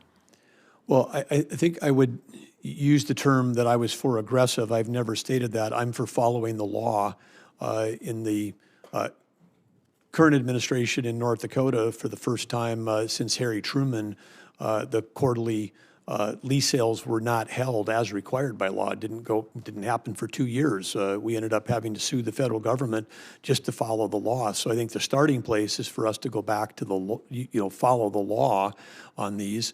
And then again, we always want to prioritize those areas that have the most resource opportunity for America with the least impact on lands that are important. And I think that's pretty simple formula to be able to figure that out, given the scale of the amount of public lands we have. We can do a lot more without touching or even being visible to any of the people that are concerned about land use. So you would prioritize the existing leases? I'm not sure if I understand the... Juxtaposed to, this conversation, which we've had many times in this committee, let's expand more leases that, that we don't have right now. I'm sure the chairman would we could get into a very long discussion here about Bears Ears, particularly I wasn't for expanding oil and gas leasing into Bears Ears. It's a beautiful protected area. I personally think that the outdoor economy is a juggernaut. I don't want offshore drilling off the coast of Washington. Why? I got a marine sanctuary. Why in God's name? I have a Cascadia fault line. I mean, I could have devastation to an economy that's paying dividends. Why would I want to do that? So I'm just saying, one of the things that would be helpful to hear from you is that you believe in prioritizing on federal land the leases that are already there, as opposed to now going and saying, okay, let's get a big map and open up all federal land to new leasing. Because your point about efficiency, the most efficient thing is go after what you already have. Well, I'm going to have to, before I can make an affirmative statement that I agree with you, I'd have to understand, because what I've seen in my time as governor is not that we have existing, but we're actually restricting legal access for development or timber or oil and gas or whatever on public lands today. Okay. By illegally not holding the leases that should have been held. So I'm not even... Okay, my time is up, and I'm now in the red, so I'm going to get cut off here. So, but we will submit something for you and submit something for the record on that. I'm sure I'll submit something on fire and CLT, and maybe you and I can have a discussion about what I think really would help us move forward on some of those issues. But I also, just for the record, on tribal sovereignty, you believe in tribal sovereignty, you believe in tribal consultation, which doesn't mean you just pick up the phone and have one conversation. Tribal consultation means you actually, when the federal government says, hey, so much money needs to go to tribes, that you actually figure out the plan for that to happen. Well, tribal consultation to me as governor of North Dakota has meant actually spending time and going to the tribes, sometimes listening for hours to really understand what the issues are, and then in getting to people ahead of time, and then working on things that are important. We achieved MOUs on law enforcement. I mean, some of the scarcest and most devastating law enforcement in this country right now is the lack of BIA agents on federal land. I mean, some of the tribal reservations have become harbors for criminal organizations because they know that we don't have enough resource there, and then our local county sheriffs, the state police, in many cases didn't have jurisdiction. That's just one. Healthcare is another. I mean, yep. Thank you. I'm sorry, the chairman's going to cut me off. But thank you so much for that answer. I appreciate it. That is the kind of stewardship we need with our partnership between us and Indian country. Thank you. Thank you. We're going to go to Senator Murkowski now. I do want to interject here. There is no significant oil in the Bears Ears. There is no plan to drill for oil in the Bears Ears. I'm not aware of any significant oil reserves. Look, there are cattle that graze in that area. There are recreation purposes. There are some other things that go on there.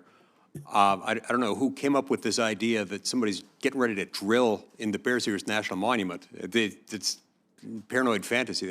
That's not a thing. The dispute here is about the process by which it was designated. unilateral presidential action taken without consultation, and to the extent there was any input, it was negative input by the local affected people in a way that affects their access to recreation, their ability to continue to graze their cattle as they have, and other reasons. So let's just keep those facts straight. Senator Murkowski. Happy news to hear that you don't want to drill there. Well, Thank you. yeah, I mean, there's no oil there, so. Senator Murkowski. Well, we got oil. We got oil. And Yes, Governor, you do. It's good to see you, and it's good to have these robust conversations. As you and I discussed, part of our challenge in Alaska is not lack of resource, whether it is oil or gas, coal, whether it's our renewables with everything from, yes, wind, the geothermal, even solar, yes, tidal power. We've got it all. But our big challenge, as you know, is access. And it's been noted that there's several states that the Department of Interior has probably a disproportionate impact. It doesn't do my heart any good to oftentimes refer to the Secretary of Interior as Alaska's landlord, but we pretty much have to go to Interior to ask for permission to do anything. And this is regardless of what our statehood compact says, regardless of what ANILCA, ANCSA, the lands that are the laws that have direct impact to us. So it's good to be able to have a conversation with you as the nominee for the Department of Interior, and knowing that you have the scope of knowledge and experience that you bring to these issues. I love the fact that you're talking about America's balance sheet, including assets that we have, such as lands and minerals. Part of the challenge that we have in Alaska is that oftentimes when we talk about our nation's inventory of assets, we're not on the map. We're not included in the surveys. And we're told, well, it's going to be hard to assess that. Well, yes, but look at it from the business perspective. Just because it's hard to assess your assets, you think you're going to keep them off of that ledger, off that balance sheet? So as we're talking about these, recognize that we not only have what we know we have, we probably have 3 and 4 and 5 and 10 times more. We just need to be able to do that assessment. So looking forward to that kind of engagement with you. We have a lot of work to do with the Department of Interior. You and I have had a chance to go over many of these issues. But again, so much of it is about access. And the first question that I'm going to ask, or the first commitment that I'm going to ask of you, is one that I can guarantee that nobody around this panel has mentioned, and this has to do with polar bears. The Biden administration has done a lot of things that most Alaskans don't appreciate, and last week we added another thing to the list. We learned Interior is not going to finish its revised incidental take regulations, these ITRs for North Slope activities. And it's going to leave this very routine renewal of current letters of authorization as unfinished business. Well, when you leave those authorizations as unfinished business, it means that the business of what is going on in the North Slope is put on pause, put on hold. So I need your commitment that you'll work with Alaskans, particularly the Inupiat people up there, the North Slope Borough up there, on basically all things polar bear. Well, be happy to do that. And as you know better than anyone, Senator, I think close to half of the land and subsurface and offshore that Interior controls is in Alaska. Yep. So you can't, Interior you may view as a landlord, but I would view Alaska as one of the biggest assets this country has and one of the biggest responsibilities of Interior, and look forward to working with you. That's exactly what I was hoping you would say, recognizing really the significance there. And I don't want the Department of Interior to be a landlord. I want you to be a partner. I want you to be a partner with us as we determine how we achieve the balance that we talk about in this committee. Because we are just as proud of our outdoor activities. You have had an opportunity firsthand. I love your story about the time that you spent in Alaska. We, of course, welcome you back anytime, all the time. But we've been able to access our resources, whether it's timber or whether it's oil, and still provide for a place that most would say, this is where I want to go before I die type of a location. So I think we're doing something right there. I need to alert you as well as my colleagues. And when we talk about the abundance, we have it in Alaska. But when you can't access it, we're now in a situation in my state where in the south central portion, where we're pretty much 75, 80% of the people actually are living in this region, where the energy, the natural gas that we have been relying on out of Cook Inlet is dwindling in its supply. We are talking, as we speak, about building an import terminal to import liquefied natural gas from Canada to keep the lights on and to keep homes warm in Alaska, where we have unquantifiable reserves of natural gas. We just need to figure out how we're going to be able to commercialize this. So we need the help to unleash the opportunities that we have to not only allow Alaska to have that energy independence that we so rightfully should have, but also to be able to help not only our country, but our friends and allies. And we've had plenty of time to talk about it. My time has expired. I'm hoping we're going to have another round, because I don't want to submit questions to the record for you. I want the opportunity to just be able to put it out on the record now. So good to be able to welcome you here. You didn't have to answer any of that, but I just need you to come back to Alaska soon. Okay. Senator Look forward to Hickenlooper, I'm going to yield to the senior senator from California because he's got a thing on the floor he's got to do. Senator Padilla. Thank you, Mr. Chair. Governor, good to see you again. Appreciate the time in my office a few weeks back, and greetings to your wife, Catherine. We can't do the jobs that we do without the support and love of our spouses. My time is limited, and not sure if we have a second round. There's a number of issues that I'm going to try to get to. If I don't, I'll be submitting questions for the records. Issues like tribal sovereignty that's come up before, and your thoughts on our trust and treaty obligations as a country. Public lands, we've had some recent progress and exciting announcements in California that we'd like to continue to build on and not go backwards on. Try to get to some water system, but let me begin with some of the more urgent questions and issues. In California, Los Angeles specifically, we've all seen the devastation of recent fires in Southern California. As we speak here today, more than 40,000 acres burned, 12,000 structures plus destroyed, more than 24 people who have perished. That number is probably going to grow. It's clear it's been one of the most destructive natural disasters in Los Angeles history. As governor, you had an experience, not at this scale, but in 2024, you requested a major disaster declaration to assist in the recovery from the historic wildfires that ravaged across northwest North Dakota. And President Biden, as I understand, approved it quickly and without conditions.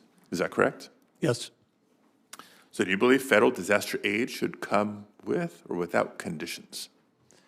Well, I think it's each situation would vary.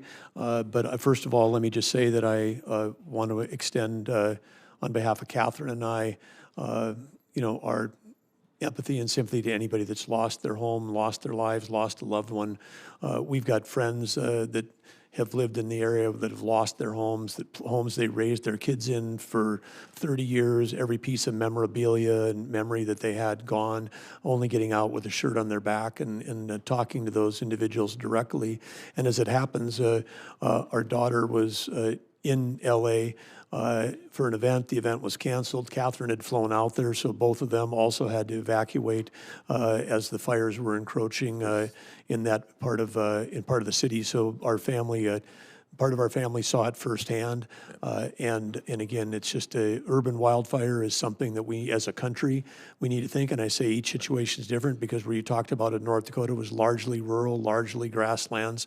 And I'll very, get to that very because we've different. experienced both, but please extend my offer to support, assist in any way, any of my constituents that are friends or relatives of your family. For the record, there's never been strings attached to disaster relief. And I certainly hope this is not the first case. So I would ask, as this plays out in Congress over the next several months, if you're fortunate enough to be confirmed as Interior Secretary, you wouldn't be the one deciding on whether or not to grant disaster declarations, but the department is significant, particularly when it comes to wildfire response. Would you commit to responding to every disaster with as much support and resources possible, regardless of which state or jurisdiction the disaster is in? Well, absolutely, but I would say I would go a step further, which is we've got to commit to, and maybe it's going to take, apparently the fire in Maui wasn't big enough, in a sense. I mean, that was horrible, 100-plus lives lost, the devastation that's there, but it didn't create a response nationally or at the federal level or a collaboration of states. But with this incredible, the largest ever, and when the dollars come up, this could be the most expensive urban wildfire in the history of the country. It's probably a time for all of us together to say, what could we be doing differently? And I'm excited that Tim Sheehy is a new senator. He's the first that I know of who's actually worked as a professional firefighter on wildfire. I know that he and others are willing to work across the aisle to come up with solutions. And Senator Sheehan and I are already working on some proposals on a bipartisan basis to improve the federal government's ability to help in situations like these. And if I could, Senator, I would say we also have to look. It goes back to actually the grid, because if you wildfire, whether it's in North Dakota or California, you need three things. You need oxygen, you need fuel load, and you need a spark.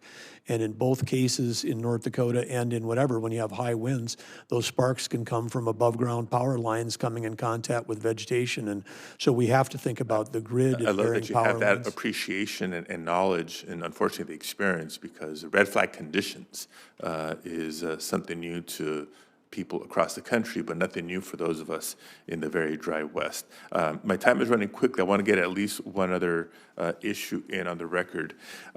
Last session, I began another bipartisan effort with Senator Daines to permanently protect the pay increases for federal firefighters that Congress had previously approved. Side note, there's currently about 1,000 brave federal firefighters that are part of the tremendous response. It's not just locals, it's not just state firefighters, but through mutual aid, a number of jurisdictions there, including federal firefighters. If confirmed, are you committed to supporting wildland firefighters? Because the recruitment and retention challenges a number of reasons, but compensation has certainly been one of them. Well, it's a dangerous and very hard job, but it's an essential job. And I know, again, from my own recent experience, this was just October, first week of October, we lost 2 lives in North Dakota as part of these raging wildfires that were tearing across the prairie. I had a chance immediately after that to meet with local volunteers and local firefighter units and our small state fire team, our National Guard that was out, and including just a lot of citizens that jumped in, as they did in California, to try to save their own homes. I think we all have got a greater appreciation for that role. I think we need to have a better, more sophisticated response than we have right now, because, again, this is a thing we need to recognize, that there's rural firefighting, and then there's urban. And I think the LA example shows us that there's things that we have to do differently going forward. Thank you. And just in closing, a number of issues that will follow up with questions for the record, unless we do get a second round. But a note, not a question, and a nod to Senator Hickenlooper, who allowed me to jump the line here. We're going to need your engagement on Colorado River. Some important negotiations that need to stay consensus-driven in the years ahead, and a recognition, again, tapping your experience as governor, that we need federal and state agencies working collaboratively to tackle resource issues especially water. In California, we have both the Central Valley Project, which is a federal system, the State Water Project, which is a state system that are truly interconnected. And so I introduce that to you and look forward to working with you on the water management challenges that we'll have to address together going forward, particularly given the federal biological opinions that have been carefully crafted and need to be maintained. Thank you for your time. Senator Cassidy. Hey, this is Governor Burgum. Thanks for doing the job, man. We appreciate it. We both come from oil and gas producing states. One of my top priorities has been to use federal, state revenue sharing on oil and gas lands to help rebuild Louisiana's coastline. During the time of this hearing, we will have lost several football fields worth of Louisiana coastline, which of course makes us more vulnerable to a hurricane hitting our coast. And last Congress, I'm pleased to say that the RISE Act, which did that, passed by voice vote out of this committee. So I'm hoping we do that again. Can you briefly speak to the importance of revenue sharing to North Dakota, knowing that on federal lands in North Dakota, there's revenue that comes back to help mitigate whatever negative impact that drilling may have? Well, yes, absolutely. And the federal revenue goes two ways. I mean, at least we've got it coming back, a portion of it back to the state, but then a portion of it goes back to the federal Treasury. And the federal Treasury, as we know, we've talked earlier about the debt that we have. Responsible, sustainable, smart development, whether it's onshore or offshore, is of great benefit to conservation, in your case, coastline, but it also can help pay for other things. In our state, the revenues that are coming in are helping pay for education, healthcare, roads. It touches every... If you will, it's kind of a middle class, if you will, and lower economic class benefit program, because those things are touching services directly, aside from the jobs being created, directly impacting the quality of their life. Absolutely, and then when done effectively and appropriately, it also lowers the burden of sales tax and property tax and income tax on those same hardworking individuals. It's music to my ears. I will say, when I speak to the folks that actually do these big developments, one fellow said, you know, it used to be when they had a lease sale, I could plan a fishing trip with my son at the same time because it was so regular. It was going to be on this day at this time, happened to be in New Orleans, so they had a great meal. I wanted to say that now there's been dilatory practices that have been instituted, not for the sake of anything other than dilatory and to increase the cost of development and to hopefully thwart that development. Can I get a commitment from you, as much as you can possibly do it, that when we have lease sales now, they will be as they are scheduled to have lease sales, and so the people making these decisions will have certainty as to them? As someone who was participating in a lawsuit suing the federal government to try to get them to hold the lease sales when they were supposed to be held by law, you can count that as head of Interior, we will be following the law when it comes to lease sale time. And I think the operative statement is you'll be following the law, and Yes. that's a good thing. Yes. Now, on that, we know that on some federal lands, from before modern environmental standards, there are abandoned oil and gas wells, and those tend to leak methane, for example. I'm very interested in working on a bipartisan basis, bicameral basis, of how we can actually have a federal program which sustainably is paying to cap these abandoned oil and gas wells. And Louisiana has about 1,500 of them. Any thoughts about that? Because I'm sure in North Dakota that you had to address this issue too. Well, in North Dakota, we took part of the revenues that were coming into the state from the oil and gas tax revenues, and we created a abandoned well reclamation fund, and that's been replenished, and then that goes back in to do that. But we've also made sure that the private sector is doing their share. Now, let me ask, because one thing I hear from the private sector is the issue of liability protection. Will they be sued the bejesus out of if something goes bad about this remediation of the abandoned oil and gas well? And I ask this, I don't know the answer to it. We're trying to explore that. There is the abandoned mine provisions that we're looking at. How did y'all manage that in North Dakota?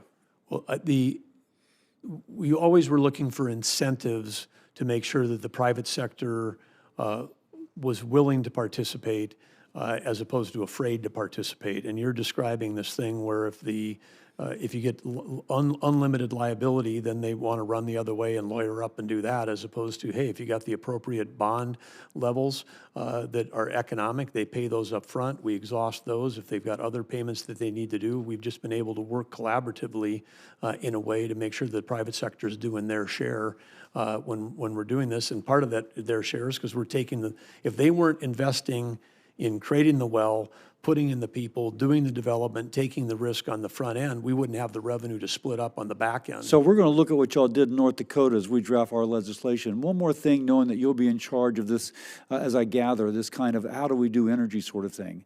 One thing that I've been concerned about is that countries like China do not enforce international standards on controlling pollution. That lowers their cost of manufacturing as much as 20%, incentivizing manufacturers to leave our country and move there. But then we get the loss of the jobs, but also all the air pollution that then blows over to our West Coast. I think I read 20% of the SOx in California is related to emissions from China. Now, one thing I've been proposing, Senator Graham is my co-sponsor, is a foreign pollution fee that would put a fee on certain products from a country like China roughly equal to their avoided cost of not complying with environmental regulations. As the president speaks about tariffs, this would be a tariff that would be thoroughly defensible as we address something the economists call externalities. I slept in a Holiday Inn last night. I know that word. So I go through that knowing that you and your position will be making sure that our industry is competitive in terms of controlling our emissions in accordance with the law, which then gives us that advantage relative to those competitors arbitraging those rules. Any quick comment on that? Because the chair is being generous and allowing me out a little extra time. Well, I think you're spot on to recognize President Trump, who has a willingness to use tariffs. His principle is reciprocity. If you have access to our markets, and we don't have access to yours, or if you're using unfair practices, if you're dumping in here, in this case, if they're not doing reclamation, they're using child labor, they're doing all the things that lower their cost, that's exactly the kind of place that he has publicly spoken about, that he would want to have reciprocity with tariffs. Thank you very much. Senator Hickenlooper. Thank you, Mr. Chair. Thank you, Governor, for being here. Appreciate this. It's always good to have other governors in the room, or former governors, I guess.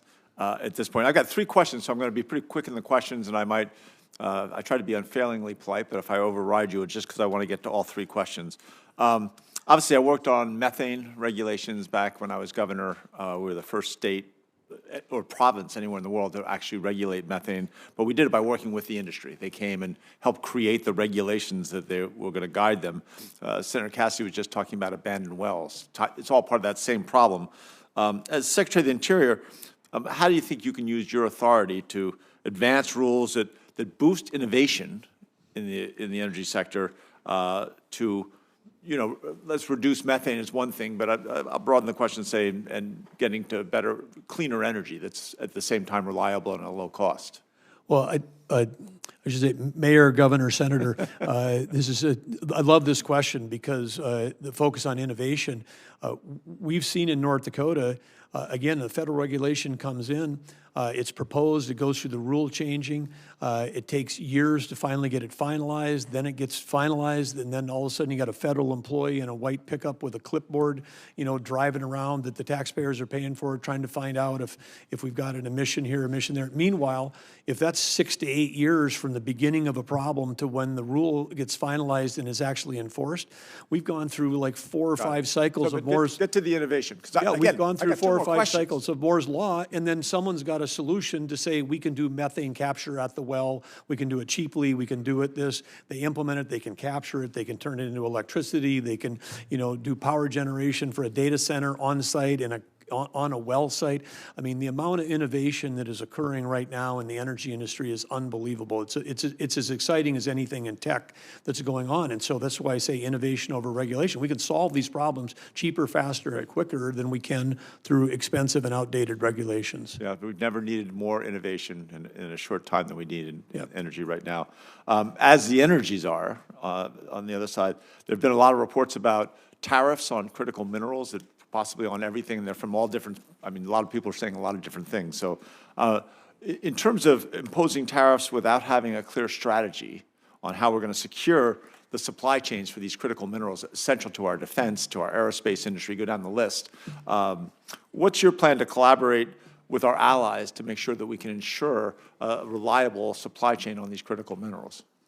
Well, I think the key there is allies, because we need to be, we have to have a security network of people that are truly our allies, and we have to be able to buy and sell from each other around these critical minerals. But right now, we've been, over the last 20 years, I mean, we were, as a nation, one of the great mining economies in the world 20 years ago. It's become a dirty word. You can hardly find a kid in college that wants to go into geology or geologic or mining. You're hurting me.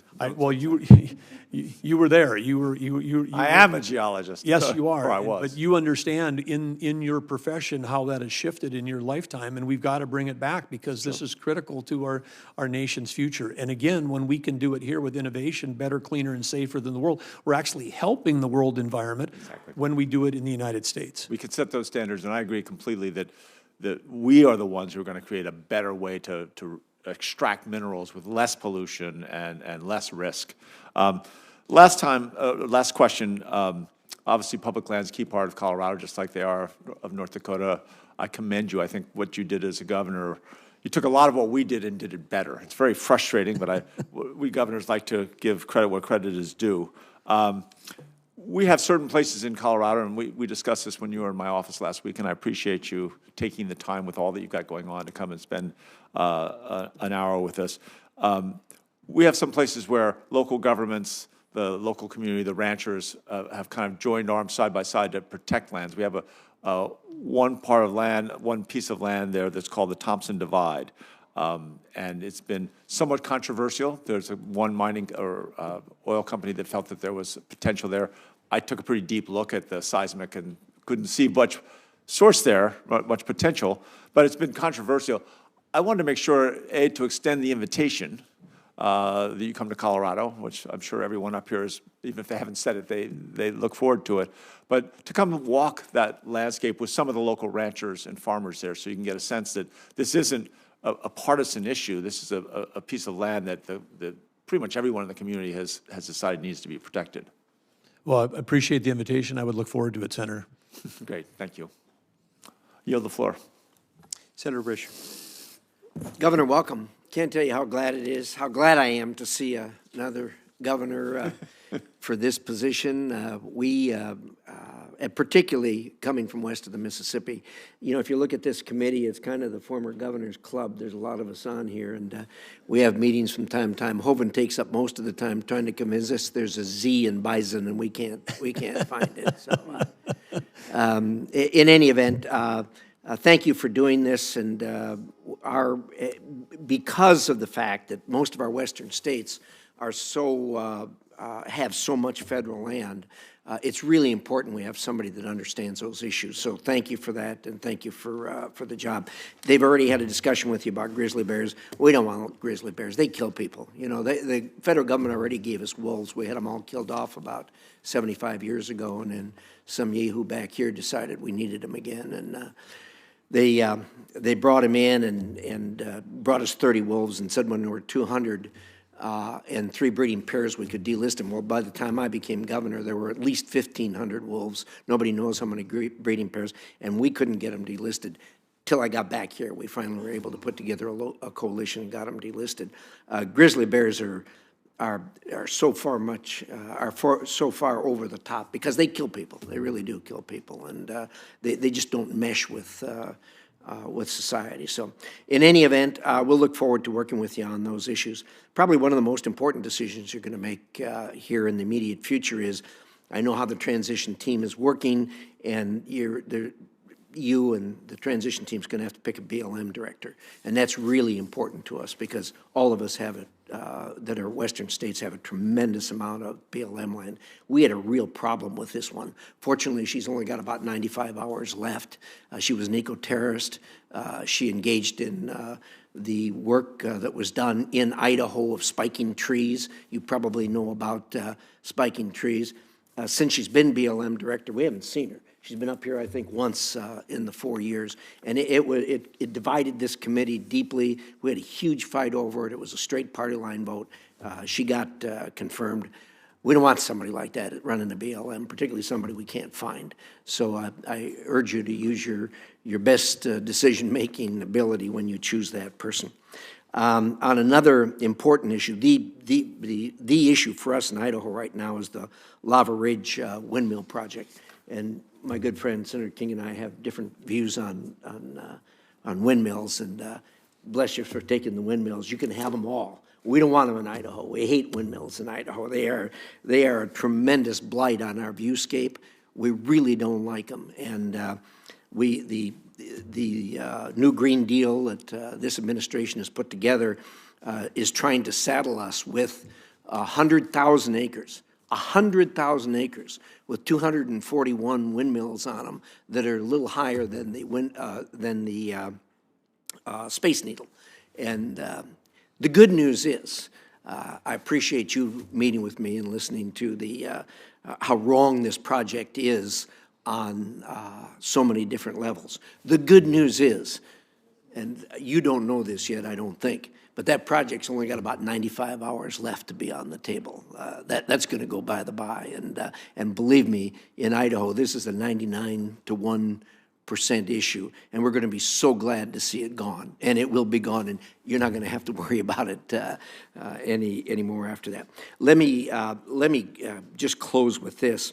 I'm so glad to hear that the president is going to put you in a position he is on energy. That's incredible. We need it. We all know his vision for making America independent and actually being an exporter and tapping our wealth.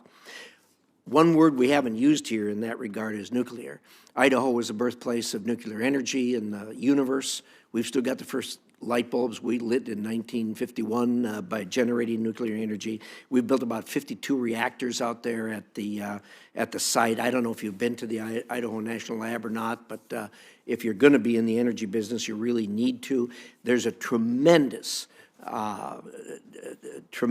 resurgence of interest in nuclear. You know, the thing kind of went by the way after we had the unfortunate 3 Mile Island incident, but the renaissance in nuclear, not just in America, but around the world, is staggering.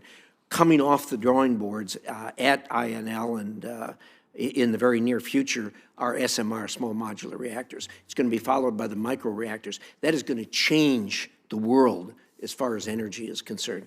And I'm glad to hear you talk about baseload, because when you're talking about nuclear, you're talking about baseload. And I suspect the world, as we go through this century, is going to rely heavily on nuclear. There's tremendous, as in my other hat I wear as chairman of the Foreign Relations Committee, I deal with countries, particularly the Eastern European countries. They're entering contracts, and it is a national security issue because we compete with China, with Russia, and to a degree France when these new projects are coming on board. So thank you for what you're doing. God bless you. We welcome you. Senator Gallego.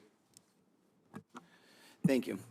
Governor, thanks again for joining me, and thank you for sitting down in my office, and appreciate our time together. We was kind of hit upon this, but one of the biggest interior-related issues is going to be the Colorado River. Arizona is at the heart of our national defense when it comes to ship making, agriculture, and food security, and of course home to the 5th largest and best city in the country. In addition, 22 of the 30 Colorado River Basin tribes are in Arizona. So rules governing the reductions of the Colorado River water expire at the end of 2026. And post-2026, operation conversations are still ongoing. The lower basin states have put forward a proposal for management of the Colorado River that shares the risk among all states. However, no agreement has been reached and leading to potential conflicts within the basin, which of course we'd all like to avoid. Would you work with Arizona parties and my office so that any determination post-2026 is not overly burdensome to any one state and is consistent with the Colorado River Compact? Well, Senator, you bring up a really important issue, and this is with the 2026 date looming. coming forward. And of course, as you know, Interior does have some specific authorities relative to helping with the lower and upper basin.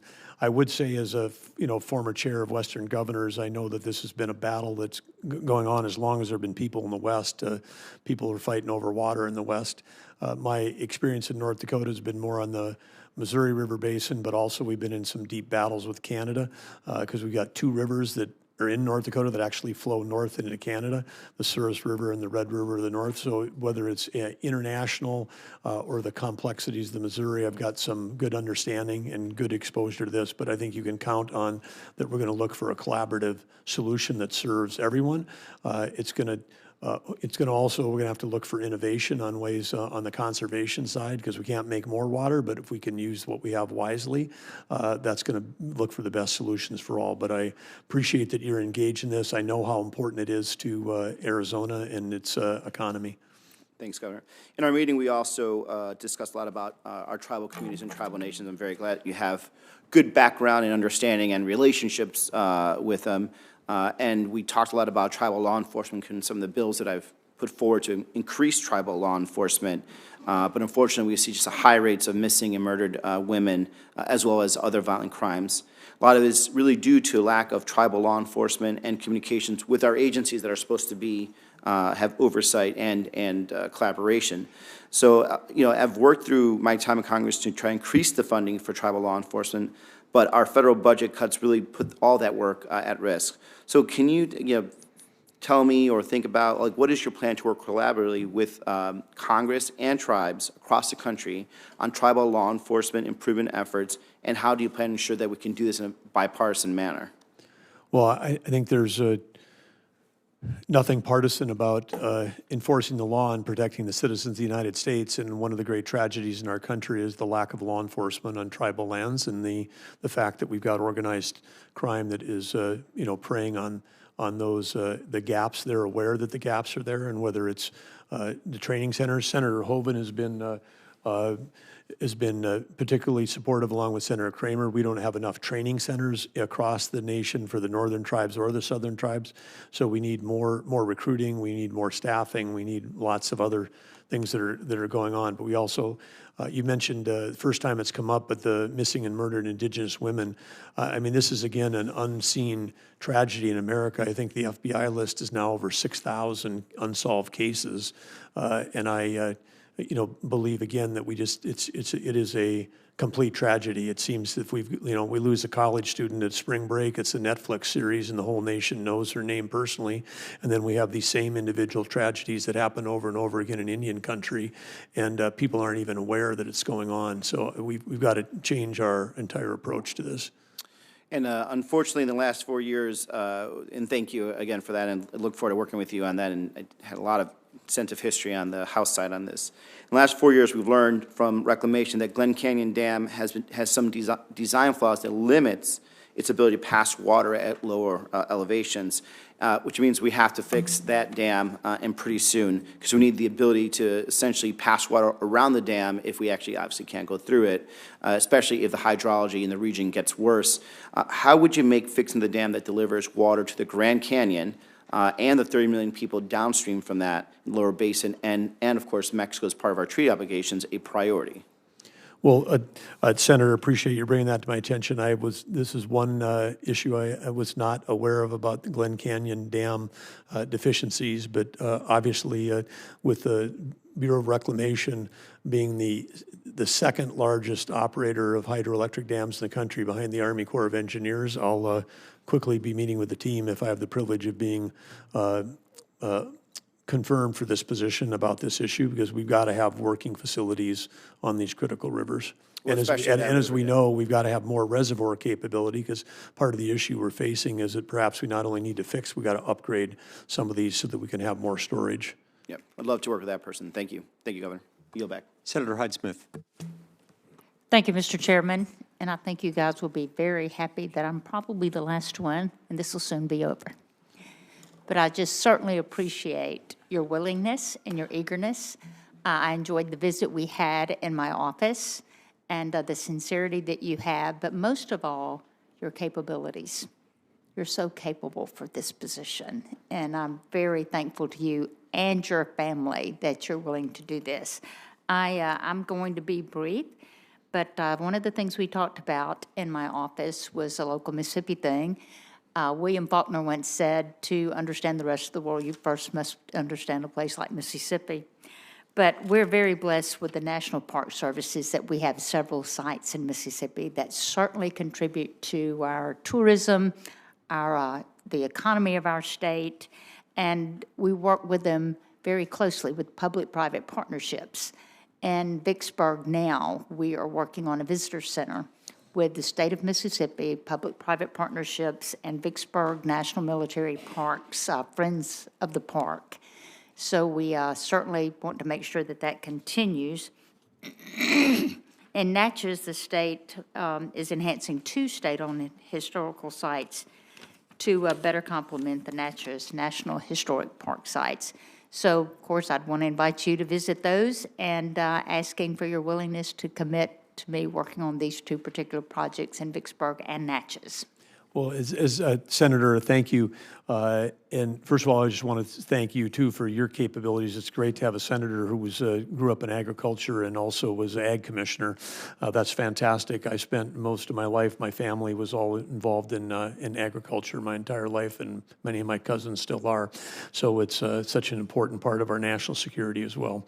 But in terms of the national park thing, as we said earlier, we've got a big deferred maintenance issue, and we have a big opportunity. These are the precious spots out of the billions of acres of surface, subsurface, and offshore that we own. The national park is for Americans is a priority, and we need to take care of these sites, whether historic or others. And again, we have to make sure that they're capable of handling and supporting the visitors that want to see them. We know they're great for the local economy. So appreciate the invitation and look forward to working with you. Thank you on that. Now I'm going to go to South Mississippi, our offshore oil and gas production in the Gulf of Mexico. Of course, it plays a vital role in the Gulf states' economies as well. We call it our blue economy down there. The Anchor platform, it's recently come online with the Gulf of Mexico, but it will produce 75,000 barrels of oil per day. And this oil is refined in Pascagoula, Mississippi. And obviously the jobs that it provides there and the benefits that we have. But it is important that the department maintain a steady leasing schedule to ensure companies can continue the opportunities there for exploration, for new production to support the affordable, reliable energy. So the current National Outer Continental Shelf Oil and Gas Leasing Plan, or the 5-year plan, includes only 3 possible lease sales. The historic low. Do you believe the current 5-year plan is adequate to continue to meet the energy needs of the nation? And if not, will it be a priority for Interior to develop or finalize a new 5-year plan? Well, Senator, I think that you know the long lead times it takes for the private sector to make the significant investments to do safe, secure, and smart, sophisticated offshore development. It's a really important part of our nation's economy and our national security. The fact that during the current administration, the lease sales have been so unpredictable and disruptive, and the fact that they're projecting forward to have among the fewest we've ever had, almost would guarantee that we would see a decline in energy production in offshore in the years ahead because of the lead times. And knowing that we're in a national security battle, and the way that we win, the way that we ensure America's future is that we've got energy dominance. This is opposed to the president's direction. I mean, the president would be saying we've got to be doing more smart development, not less. And as I stated earlier with one of the questions in North Dakota, we literally were suing the federal government because they were not holding the lawfully required lease sales. So getting lease sales to be regular, predictable, and at a level that allows us to maintain energy production in our country is a minimum standard for us. Thank you for those answers, and I cannot tell you how glad we are to have you. Thank you. Thank you, Senator. Senator Wyden. Thank you very much, Mr. Chairman, and let me say I very much look forward to working with you and Senator Heinrich. We've always worked on these issues in a bipartisan way, and I look forward to doing it again. Mr. Burgum, I think you know from our visit in the office how strongly I feel about these clean energy tax credits. I wrote this package, $400 billion or so, the biggest investment in fighting climate change in American history. It uses carrots, not sticks. The more you reduce carbon, the bigger your tax savings. It's private sector driven, and in what I consider to be a huge breakthrough, we reward technological neutrality. The reason that's so important, as you and I talked about, is nobody knows what the big carbon reducers are going to be 30 years from now. And so the reason I insisted on that provision is it creates what I call an innovation lane. It's an opportunity to send a message to people about every possible type of energy use, that you're going to have a chance, if you innovate, to be part of a very bright future. Now, I heard something, and I'm just counting on you to deny it, that maybe you weren't as interested in this as I thought you were in the office. So you seem kind of skeptical in some of the earlier discussion, and I just hope, because you're going to be very influential in the whole administration on energy, that we can work together on this. I believe we'll work together on a variety of other issues as well. Your thoughts?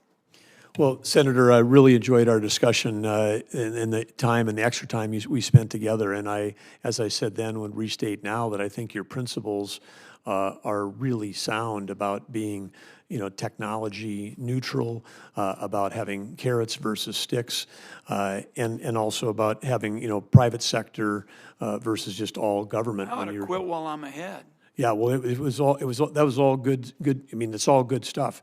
I think if I don't know specifically other comments you may have heard, but I believe that these things may have been so successful as it relates to the electrical grid that we've got now a significant imbalance in the amount of projects that are intermittent and not persistent, and we need to make sure for our country to be successful in the near term that we've got to get back to making sure that we've got the appropriate amount of base load to manage both of those things. Because if the sun's not shining, the wind's not blowing, and we don't have base load, then we got brownouts and blackouts. We got higher electric prices for every American.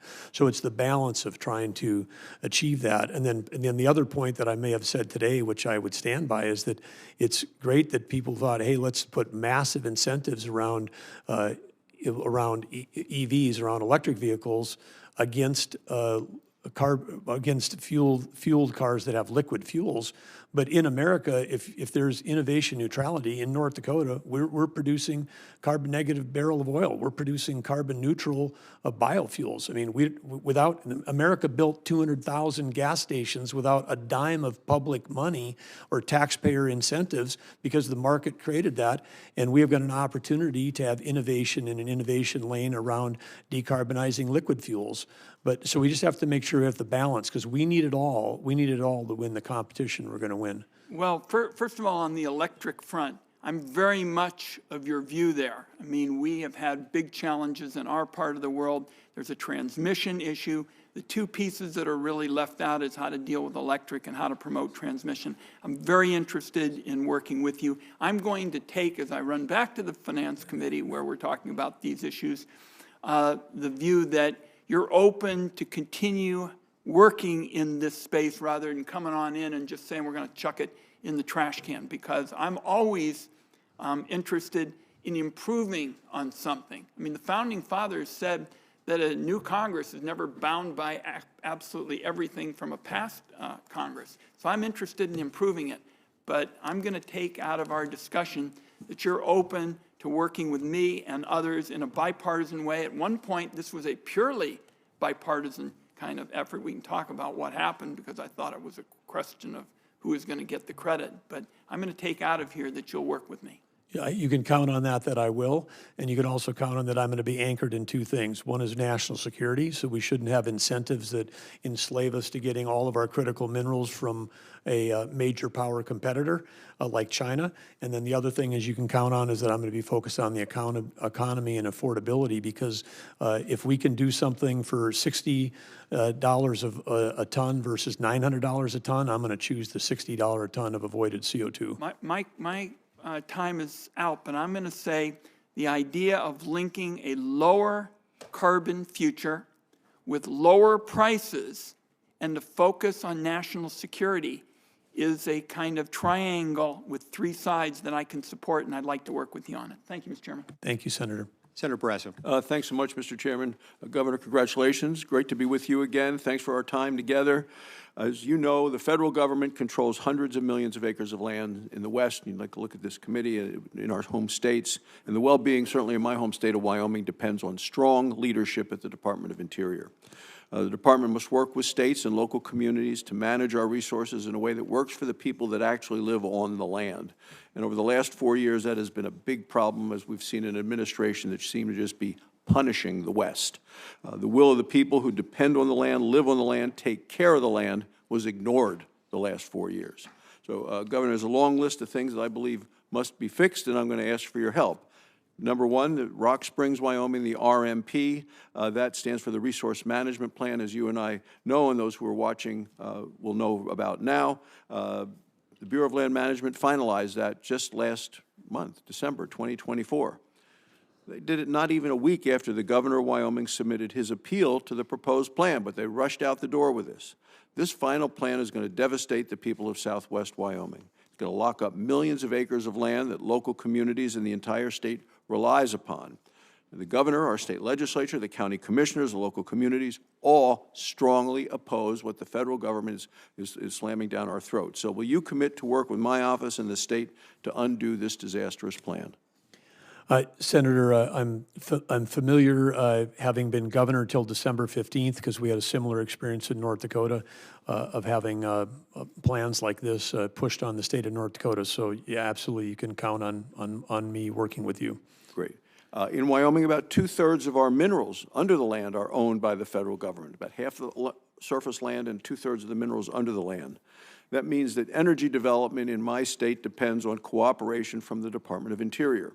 Wyoming's legislative leaders would benefit from meeting with you directly as they plan the state's energy future, and I'd like to ask you to commit to joining our Wyoming delegation as well as the Wyoming stakeholders to talk about the future. I would enjoy that very much, and I've enjoyed the relationship I had with Governor Matt Mead and now Governor Mark Gordon, that we've been on regular communication because there's been a lot of shared challenges between Wyoming and North Dakota. And both of those current governor and former governor speak with you with great appreciation, great admiration, and great respect. So look forward to that. Buffalo, Wyoming. Last year, the outgoing administration finalized a resource management plan for Buffalo, the Buffalo, Wyoming field office. This plan would ban new coal leasing in the Powder River Basin, which is the most energy-rich area in the country. We are America's energy breadbasket in Wyoming. This short-sighted decision is an insult to our communities and harmful for American energy security. If confirmed, would you work with me to reverse this plan? Absolutely, and I also know that and when we talk about critical minerals, that in that Powder River coal include many of the critical minerals that we need for defense, for technology, and for the future of this country. And so, rather than this blanket approach of trying to block that type of energy development, we need to be thinking about how innovation can help us solve multiple problems at once. I want to move now to oil and gas leases. The outgoing administration has a disgraceful record on oil and gas management. It blocked and blocked our production just about every turn. It hasn't issued leases for a lease sale held over 4 years ago, and they still haven't issued the leases. And it deferred over 600,000 acres from leasing in Wyoming that were previously cleared for oil and gas production. If confirmed, will you work to quickly issue those leases and offer additional acres for leasing?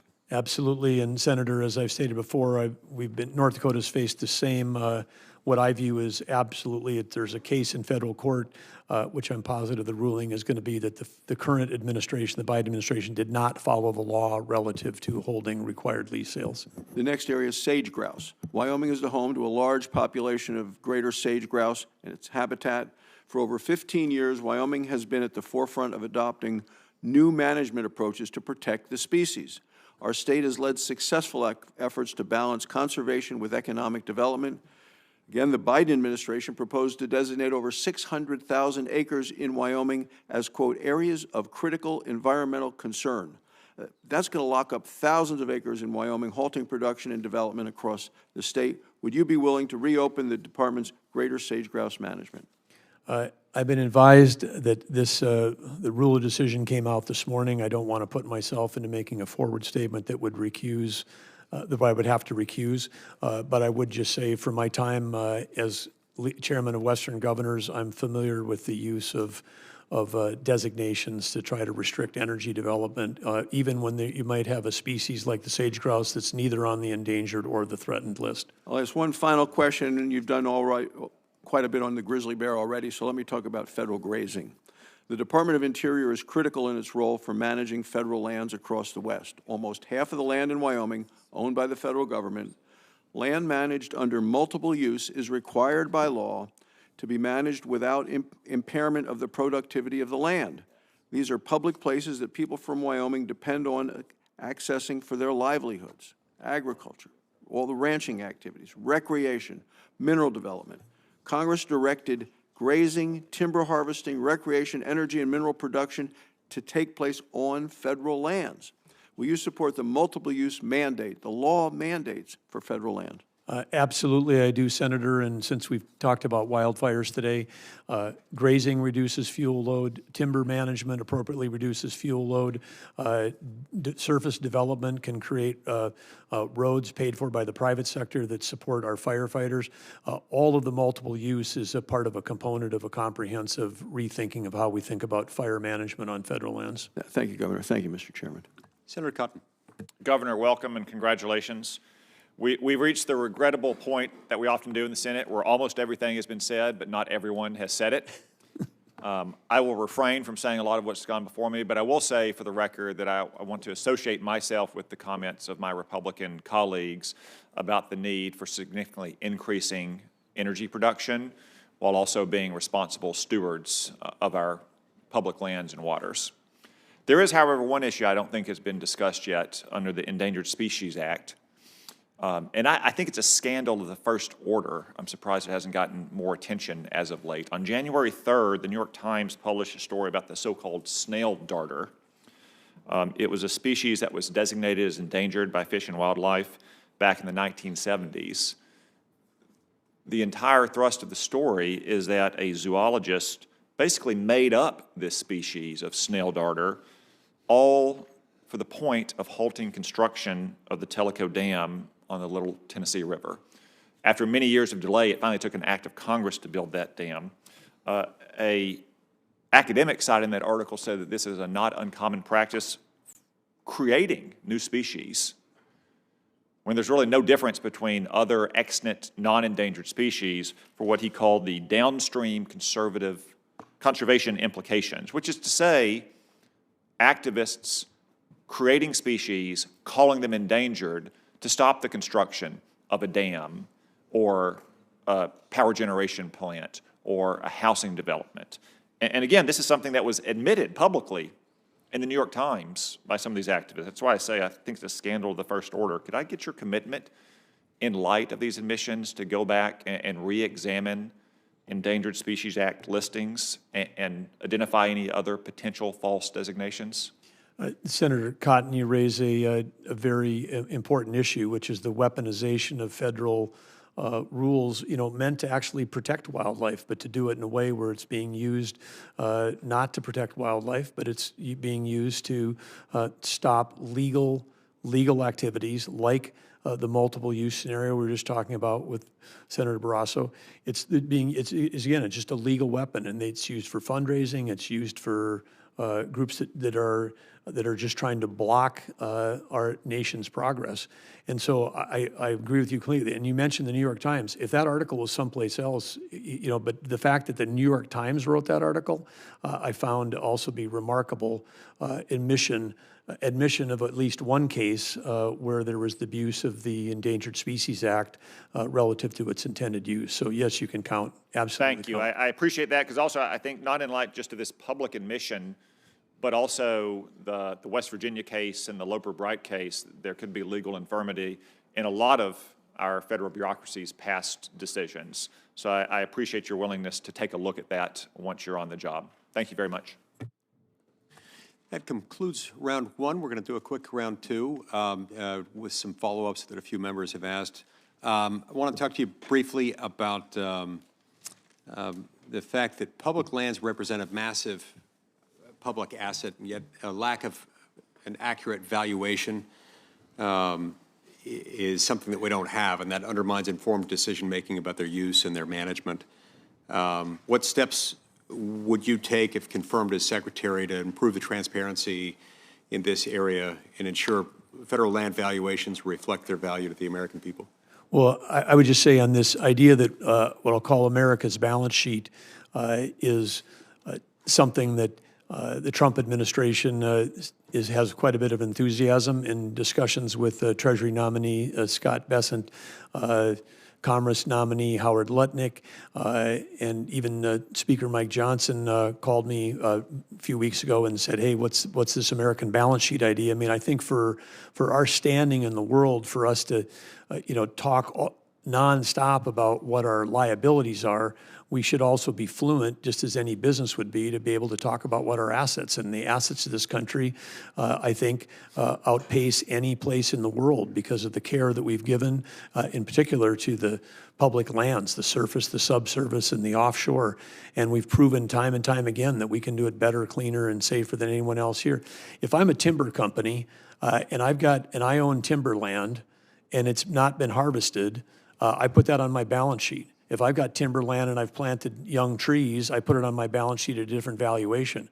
When we protect U.S. lands and then don't cut a tree and then they burn down, we not only produce enormous amounts of emissions and enormous amounts of carbon, but we also have effectively wasted the public's asset. And I think it's part of our duty in the role, if I have the privilege of being nominated here, but all of us as elected officials, to make sure that we're getting a return on the nation's balance sheet for the benefit and the use of the American people. Great. So understanding that number, I think, is key. I would just say one last thing. People say, oh, it's going to be really hard. It's really hard to develop it. We did this in North Dakota. When I took office, they said, well, we have no way of knowing what our undeveloped minerals are. And we found a young software company that was able to figure out precisely what the future value of every one of the wells in North Dakota on public land would be worth. It's been used for estate planning. If grandma dies and she's only got 10% of one well, they can figure out the value for that. If we can do that there, we can figure it out for the whole country. And just as I said to Speaker Johnson, we're required as a nation to conduct a census within every 10 years, not every 10 years, but within 10 years, do a census. That's hard work, but we figure out a way to do it. I would think if Congress stood up and said, hey, every agency, every bureau, every department of the United States government needs to figure out what their asset value is, then we get after it, and we get after it, and we come up with a number, and then we can make these trade-offs. When you do by executive order and take hundreds of millions of offshore subsurface out of leasing, and that's viewed as a costless event, at least we could have the trade-off of say, yes, some people thought it was important to take that off of the table, but what did it mean for the American people? Did we just take trillions of dollars of future revenue out of the pockets of our future generations? And so I think, again, creating a financial understanding that is where we can have an honest discussion about some of these executive actions that are happening at the end of this term, for example, would be useful for all Americans to understand. Thank you. I appreciate that. I've got another question that I was going to ask regarding PILT. In the interest of time, I'm going to forego that. I'll just conclude it with a very brief statement. PILT, payment in lieu of taxes, the federal government came up with it, Congress came up with it about 50 years ago to help offset the burden states carry, states with a lot of public land, because they don't receive any property tax revenue from it, so it's supposed to offset that. In some parts of the country where there's a lot of public land, this works out okay. In other parts, it's pennies on the dollar compared to what they would get if they could tax the land even at its lowest valuation and lowest rate. So I would love to talk to you about PILT reforms and making PILT generally a priority, because a lot of these communities rely on it for fire, search and rescue, schools, safety, so forth. Senator Heinrich. Governor, Senator Daines mentioned a very specific challenge with the Endangered Species Act, but as a governor, you know that one of the best ways to head off those conflicts is to prevent species from ever being listed by recovering them through proactive voluntary conservation at the state level. Senator Tillis and 9 of his Republican colleagues and I have a highly bipartisan bill called the Recovering America's Wildlife Act that helps states do exactly that. And in fact, North Dakota's former Game and Fish Director, Terry Steinwand, was one of the architects of that legislation. It's got strong support from the Association of Fish and Wildlife Agencies, from many of the conservation groups that you mentioned in your exchange with Senator Justice. Does that sound like the kind of approach that you could work with Senator Tillis and I on? Absolutely, Senator Heinrich. I think that, again, super sound principle there, which is to do the work to keep it off of the any kind of federal designation, working collaboratively with the states. I had the pleasure of working with our Game and Fish Commissioner, Terry Steinwand, for 6 of my 8 years as governor. He had almost a 40-year career in wildlife management. It's people like that I know and respect across all the states. I know you've got them in New Mexico. I know we've got them in Utah. I mean, the people that work in game and fish at the state level that are working on these things. I haven't met somebody from the federal level that flies into North Dakota that cares more about the soil, the air, the water, the fish, the wildlife than the people that we have at the state level. And we should just, this sounds like you're entrusting this back to the states, and that's where it belongs.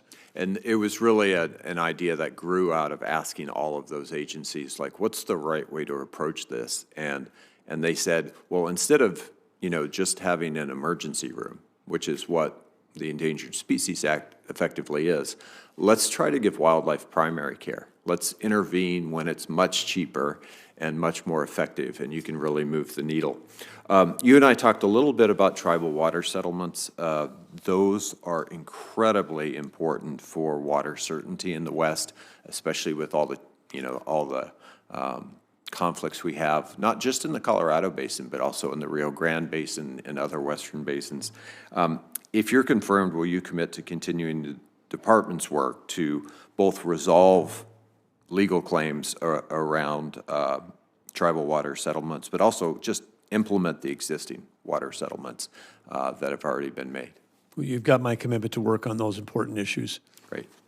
I'm going to make one other quick statement. I know you heard from my friend and colleague from Idaho, and we've done some great work together on cleaning up abandoned mines.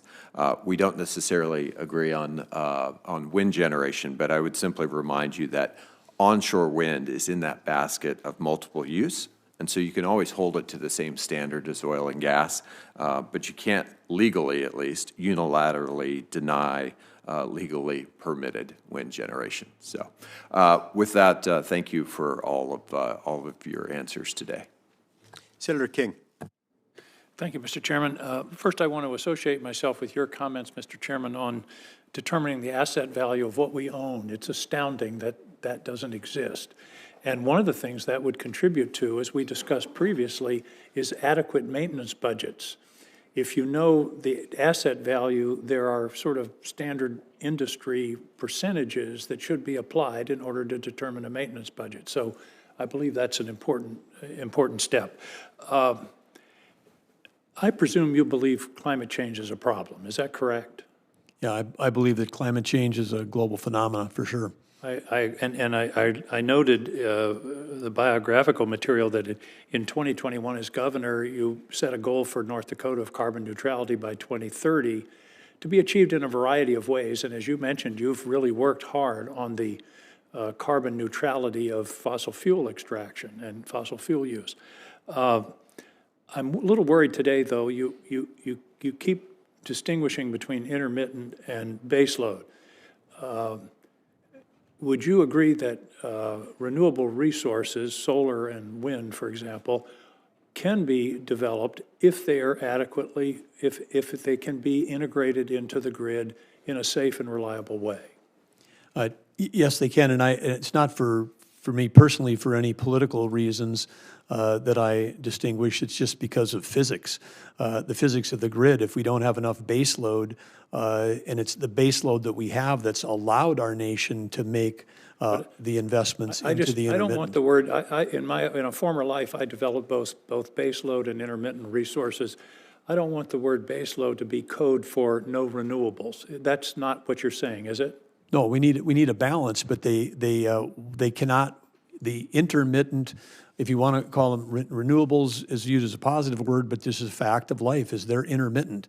And when they're intermittent, until we have storage solutions, and we're years away from having significant enough cost-effective storage to support that, we need to have the base load, or the intermittent doesn't even have a life. But it can be integrated. In your case in North Dakota, 35% of your electricity comes from wind power. I presume your grid works. Well, it's super stressed as it is around the country. We're in parts of two grids. We're part of MISO going east, and we're part of SPP going west. And you can have days when the rated capacity is 30, but you got a day when the wind's blowing. The wind's blowing so hard it drives all the base load off of production. And then the next day it's 20 below and there's no wind blowing, and we got no wind, and then you got to like crank up the base load again. And so that's one of the most important reasons that we've talked about innovation. We need to work on storage. You would agree, I think, that renewables or intermittents, whatever you want to call them, plus storage equals baseload. Yes, but right now at a much higher cost. And so then, of course, we want to have not only have it be reliable, we also want to have it be affordable. And so that's part of what we have to look at as a nation: is what cost are we willing to take on to try to achieve those goals. And I believe in if it's all of the above, if we can decarbonize traditional fuels cheaper than we can subsidize some of the renewables, then that should be looked at fairly and equitably and economically, because that's a better path forward for every citizen if we can do it more affordably. I wouldn't disagree with that, but we've talked a lot about innovation, and I'm a great believer in American innovation. And the cost, for example, of solar panels has gone from, I don't know, $70 a kilowatt down to 70 cents. I mean, battery storage, for example, in Maine, there is a project underway for an 85 megawatt, 100-hour grid scale storage at a reasonable cost, because it's not based on lithium ion, or it's based on iron. And so if we're moving into a period where innovation, I believe, will bring storage down. And of course, as you know, wind and solar are the cheapest forms of energy today on a levelized basis, understanding that storage and backup is part of that calculation. But I hope that you'll work with the Department of Energy. Mr. Wright was here yesterday, and one of his business interests was in geothermal and batteries. So I just, when I hear base load used sometimes in these contexts, it sounds like no more renewables. I don't think that's a sustainable path for this country, and it's certainly not a way of meeting the challenge of climate change, which you've acknowledged is a serious one.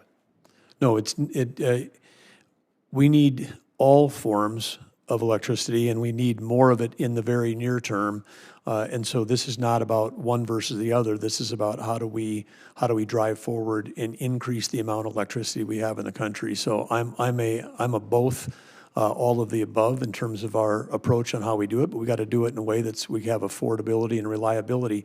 On the storage side, there is a future, but having been in tech for 30 years, batteries get better at about 2% a year, and that's what it's been for 30 or 40 years. And there's no breakthrough that's coming. Yes, it's improving, but it's not like the microchip, which doubles in power. It may not be Moore's law, but I think the amount of resources that are going into this research at the Department of Energy and in other places, and the development of this iron-based grid scale storage, there are opportunities for significant baseloads.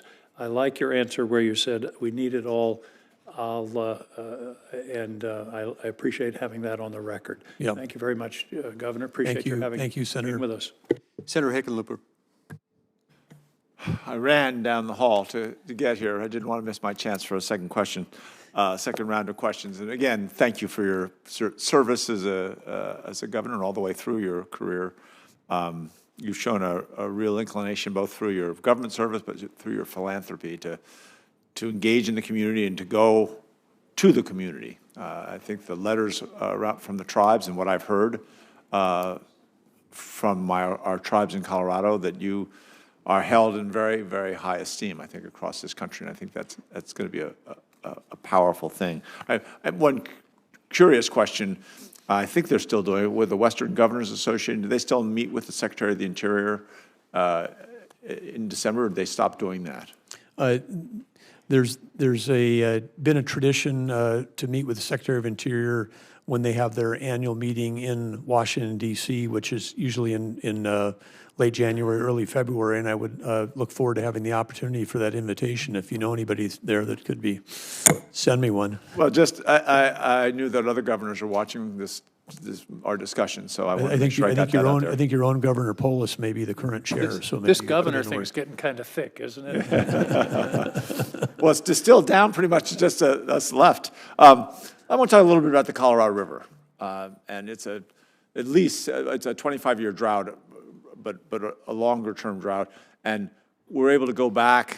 This is the geologist in me, but there's sediments throughout the Grand Canyon that can be correlated, and this appears to be the worst drought in 10,000 years. I mean, this is a serious drought, and you've got 40 million people that depend on this, and we've been working aggressively with the lower basin states and the upper basin states. And one of the things I was, even before you began running for the highest office, the work that you did around water in North Dakota, where roughly the largest investments in water infrastructure ever, but half of it was for making sure you got clean water, and half of it was to make sure you were protecting against flood. I thought it was a great model for what the Department of Interior would have.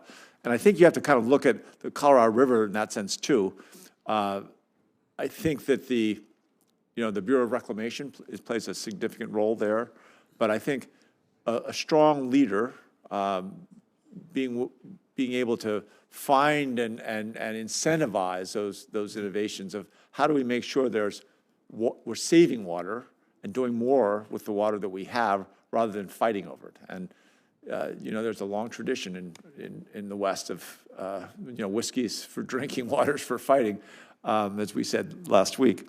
Anyway, to speak a little bit about that, of how you look at of kind of working with the Colorado River, but there are a whole number of river basins that are in drought right now. Yes, and we've got a tremendous water resource in this country. When we think about the Great Lakes, you think about the Columbia, you think about the Yukon, the Mississippi sometimes is flooding when the Colorado's in drought. We just maybe don't have it all in the right places at the right time, and where we've got population centers. And so I think, again, with smart planning, innovation, collaboration, when we've been successful in North Dakota with private-public partnerships, it's included, solutions, again, with great help from Senator Hoeven, playing a huge role on the federal. I mean, one of the projects we have there is a couple $2 billion. It's a third federal, it's a third local with a local sales tax, huge buy-in locally, and then the state stepping up and participating. So, and when we did that together, this project's going to get done in 6.5 or 7 years, as opposed to 20 or 25 or never. With something, because we have that experience in North Dakota too. We got water projects at the federal level that were started in the 1960s that still haven't fulfilled their full mission. Right. So anyway, I think there's an opportunity to work together to come up with solutions. And that timeliness does magnify what can get done. The Bureau of Reclamation has done a lot of work in Colorado, I think across the West, and I think I'm universal that I haven't heard a single senator, Republican or Democrat, complain about how they've approached this. They have a bunch of projects that are midway, and I'm hopeful that I know there's going to be, there's a lot of talk about a tax cut and a lot of talk about how they're going to pay for that tax cut. Hopefully we can protect those funds that have been committed to various water projects, because the worst thing you can have, and this has happened to Colorado 2 or 3 times over the past several decades, where you get halfway out, you're building something, and then all of a sudden the support goes away. Yeah, agree. Having a secure and predictable forms of capital for these projects.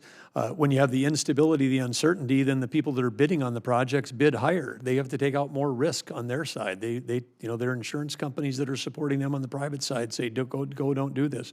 When we were able to go to the private-public partnership and we could create certainty that they would have the permits, that lowered the cost dramatically, and not only the time to get it done, but it also lowered the cost. It's music to my ears, and we agree completely. So we'll remember this conversation 3 years from now, and I'm sure who knows what the future will bring. But I appreciate that commitment to the long-term solutions. I think that is necessary on almost every level in this country. Great, thank you, Senator. Thank you, Senator Hoeven. Thank you, Mr. Chair. One quick item for the record. As you know, I've passed legislation to keep horses in the Theodore Roosevelt National Park. I'm a horse fan. You and your wife are horse fans. I just want to know that you'll commit to the record to continue to work on that very important issue with me. Absolutely. For the record, people should know that as popular as Senator Hoeven is in our state, the horses in the national park have even more followers on social media than he does. Yeah, no question. And then just one final item. I think you've demonstrated to both sides of the aisle your absolute willingness to work with everybody to achieve good outcomes and a good outcome for this country. And that's exactly what we want in somebody that goes into these important positions. And so thank you to Catherine. And then just if there's anything for the record that you want to add to the record, I would just give you this opportunity before turning things back to the chairman. And again, I want to thank both the chairman and the ranking member as well. Well, the only thing I would do quickly is close with gratitude to Chairman Lee and Ranking Member Heinrich. Thank you for your time ahead of time. Thank you for making your members available to me for meetings ahead of time. And thanks for this great dialogue and discussion today. I've received a lot of invitations from members to come and visit. I would be remiss if I didn't, before I leave, to extend an invitation on behalf of Senator Hoeven, Senator Kramer, and myself to come to the grand opening of the Theodore Roosevelt Presidential Library and Museum, which is an opportunity to tell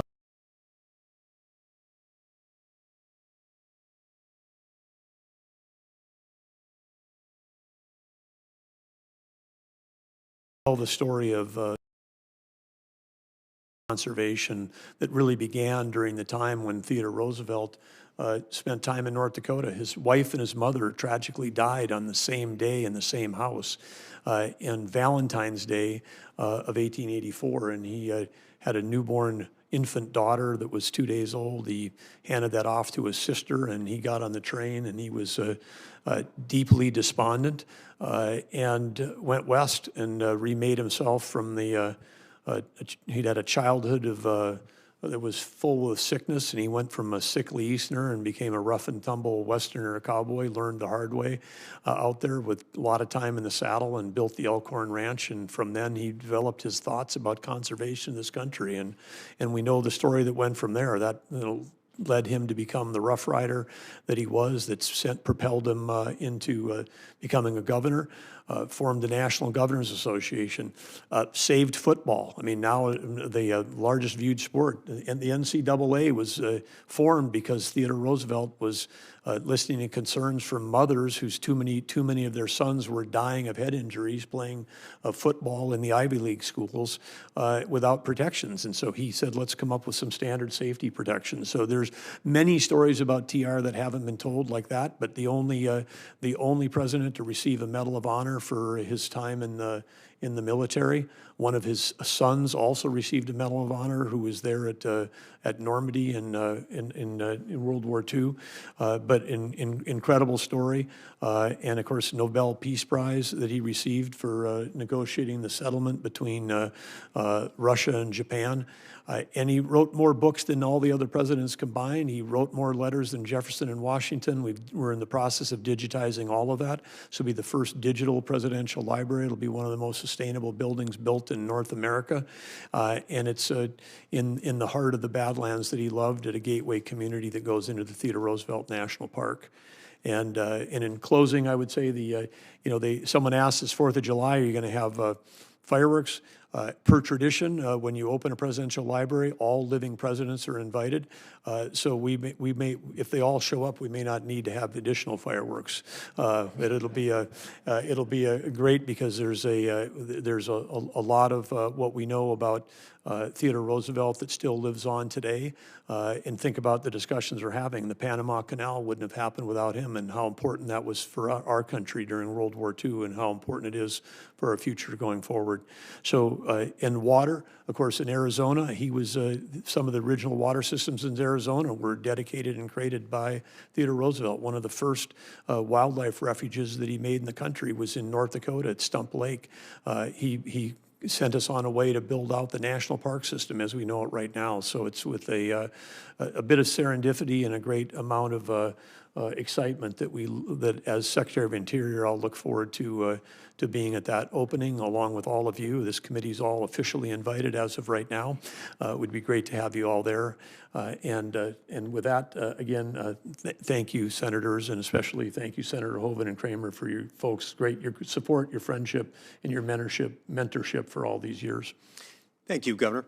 It's been a great hearing, and I appreciate the participation of all the members, staff, members of the committee, and especially our Capitol Police Force keeping us safe today. I'm sure that given all the time he spent in North Dakota, Theodore Roosevelt learned correctly to pronounce the name of the animal that is called the bison. It is. It does have a Z. I agree with. It's got a Z. B-I-Z. It's a Z that, well, it's not a silent Z. It's just an invisible one. With all that, Mr. Chairman, do you know what the lady buffalo said to her little boy as he was going off to school? Oh no, I don't. What did he say? Bye, son. That's it. I would also mention that Teddy Roosevelt coined. I love it. I just love it. Going to open up a whole new debate. He coined the term malefactors of great wealth. I'll just leave it at that. Hoeven's going to be telling that one for weeks. The record will stand open until 6 p.m. today for questions for the record. We stand adjourned.